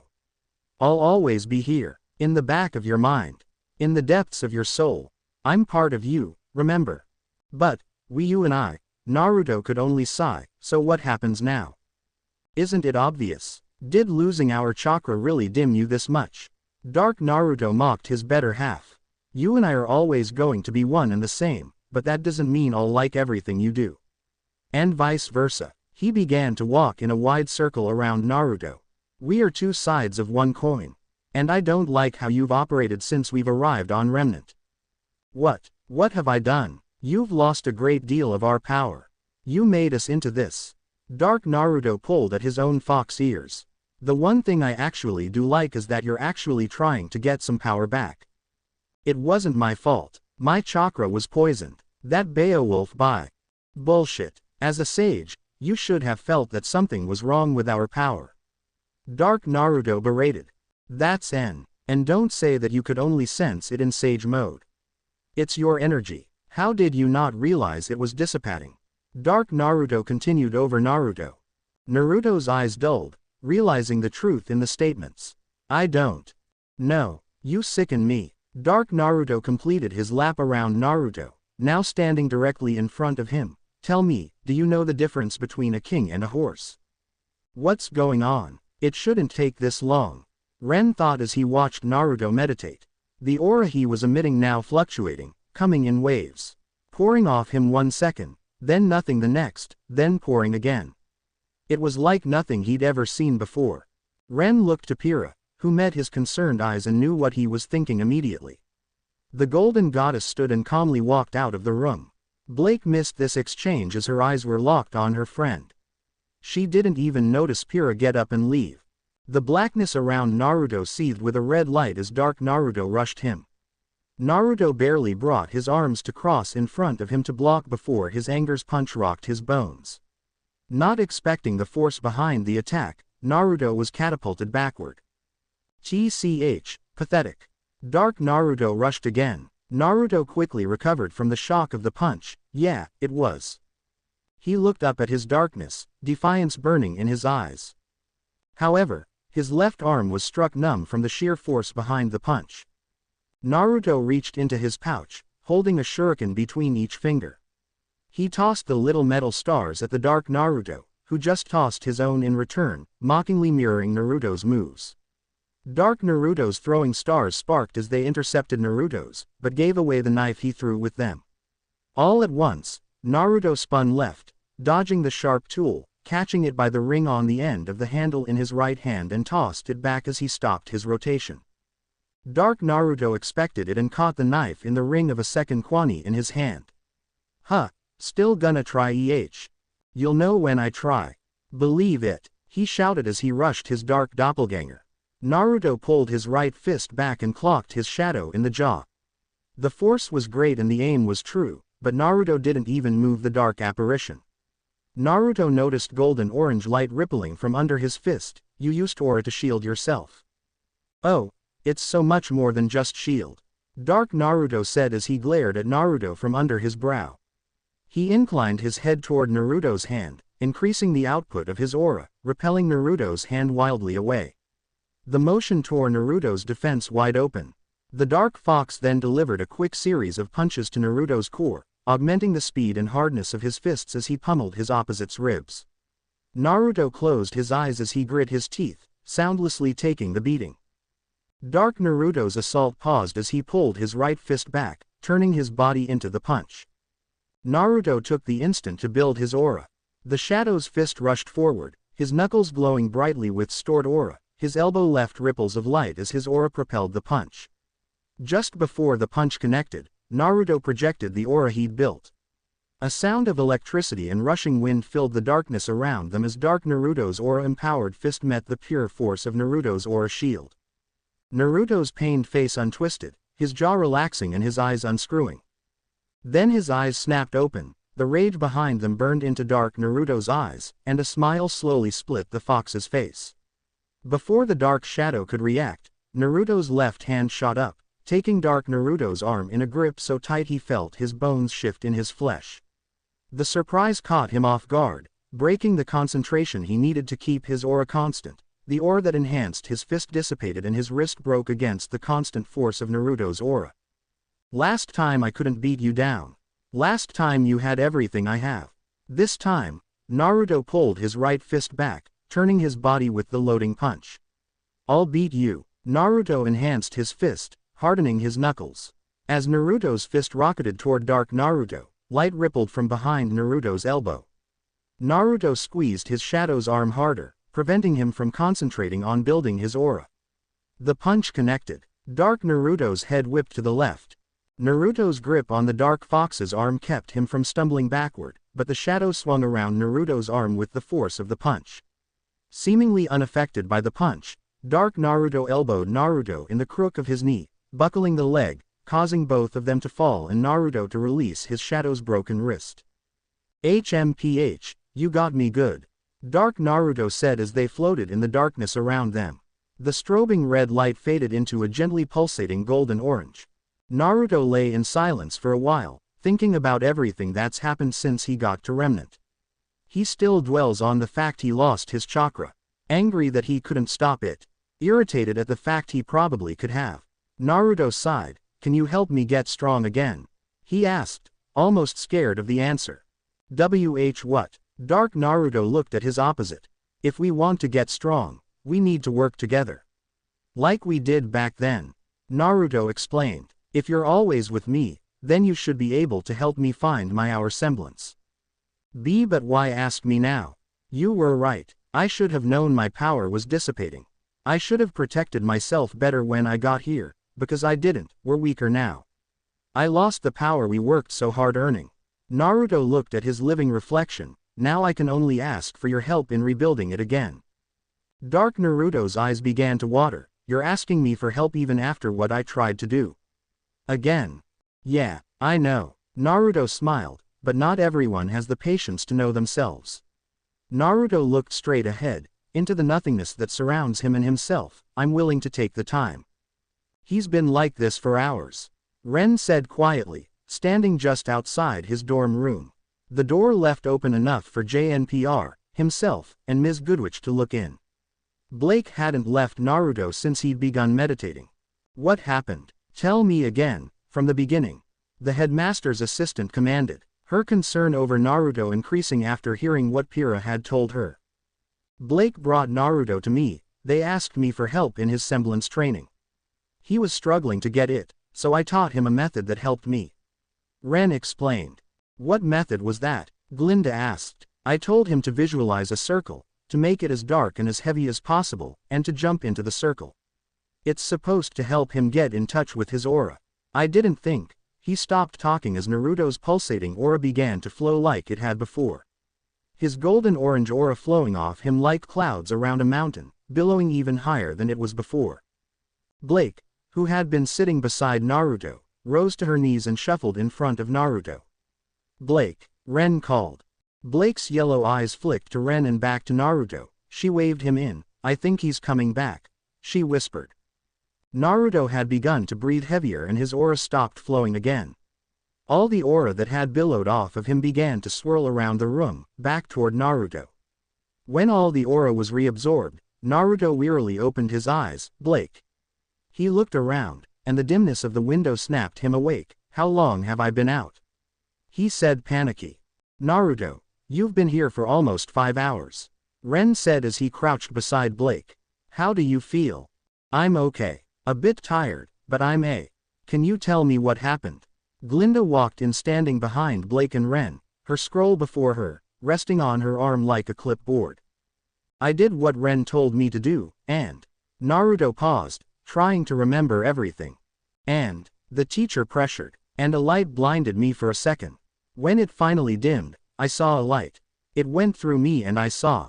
Naruto paused again, not too sure how to explain what he'd seen.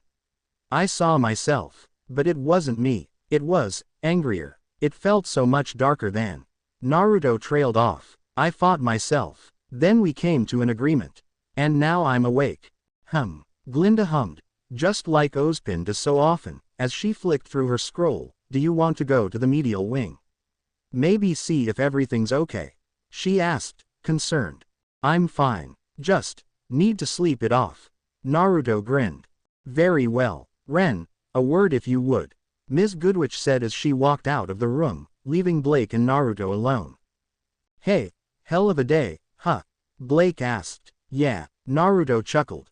The following day, Naruto walked into the cafeteria, happy to see today's breakfast was still there. He'd woken up late, having missed all his alarms, so he was scared Nora had already devoured it. Luckily it wasn't pancakes again. Naruto. He heard someone call from across the massive dining room. Naruto looked around and saw Ruby frantically waving her hands. Na-aru-adu. The red-hooded girl called again. Ruby, act your age. Look, he sees you. Naruto heard Weiss. It was hard to repress the urge release a growling sigh. Naruto waved back at his friend. After he'd gotten her attention, he held up a single finger, indicating that he'd be there momentarily. He walked through the breakfast buffet, picking up 4 large vacuum waffles, 8 prepackaged servings of Forever Fall syrup, a fist-size red apple, and stuffed his pockets full of milk cartons. He walked to where his friends sat. Gee, mornin' everyone, he said as he sat his plate down, and emptied his pockets of milk. I'll be right back. And he walked over to a nearby drink dispenser and picked orange juice. The machine dropped a large empty cup and began to fill it with the sweet, tangy lifeblood of many oranges. On his way back to the table he saw Cardin and his team of bullies chilling quietly for once in the corner of the cafeteria. Naruto grunted at the oddity of it. Usually they're bullying someone, it's a noteworthy change to see him not being a. Shrugging off the moment, he continued back to the table. Hey Naruto, any luck with Ren yesterday? Yang asked. You didn't hear? Naruto asked. From Yang's puzzled look, Naruto took it as a no. Yeah. Something happened yesterday. Ren taught me a meditation technique and Naruto found it difficult to put what happened into words. Apparently Ren caught on and finished for his newest friend. He had a breakthrough. It was actually pretty impressive. Yeah, I feel so much closer to unlocking my semblance now. Naruto said excitedly. That's good. You're already halfway through your 2 weeks. Ruby teased. Oh ha, Ruby. For your information, I have an idea about my semblance. Naruto said as he opened a packet of syrup and poured it over his waffles. He looked up and saw that everyone was looking at him expectantly. Oh, hey. Naruto smiled. This past week we've been trying to force my semblance with combat, right? The members of Team RWBY gave various signs in the affirmative. I had a dream last night that gave me an interesting idea. He paused to open a milk carton and take a swig. Maybe we've been using the wrong kind of combat, he said simply. How could we be using the wrong kind of combat?